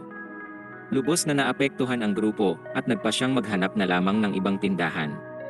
Ngunit sinabihan sila ng isa pang tindera, na wala ni isang tindahan doon ang tutulong sa kanila, at sinabihan silang umalis na. Unti-unting nagtipon ang publiko sa paligid nila, at nagsimulang magpahayag ng masasamang salita laban sa kanila. Galit na sinira ni Arios ang tindahan ng prutas, at lumayo kasama ang kanyang partido, nang ang mga tao ay magsimulang purihin si Rin, kaya nangako siyang dudurugin ang Beast Tamer.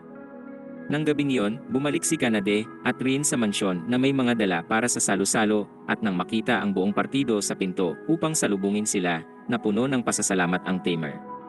Si Tanya at Runa ay naghanda ng pista upang ipagdiwang ang kanilang tagumpay, ang kanilang bagong tahanan. Habang nag-iisip kung ano ang kanilang uunahin sa masarap na mga handa, nagpasalamat si Nina kay Rian sa pagligtas sa kanya nito mula sa pagkalumbay. Sinabi rin ng iba pang mga babae na ngayon ay nakahanap na sila ng pamilya sa kanya at hindi na sila kailanman mag-iisa. Bago pa ito mapagtanto ni Rian, siya ay nagsimulang maiyak habang nagpapasalamat na ang puwang sa kanyang puso ay napunan na. Sa kanilang pagsasaya sa kapistahan, sila ay naghanda para sa isang buhay ng pakikipagsapalaran kasama ang kanilang bagong tagpong pamilya.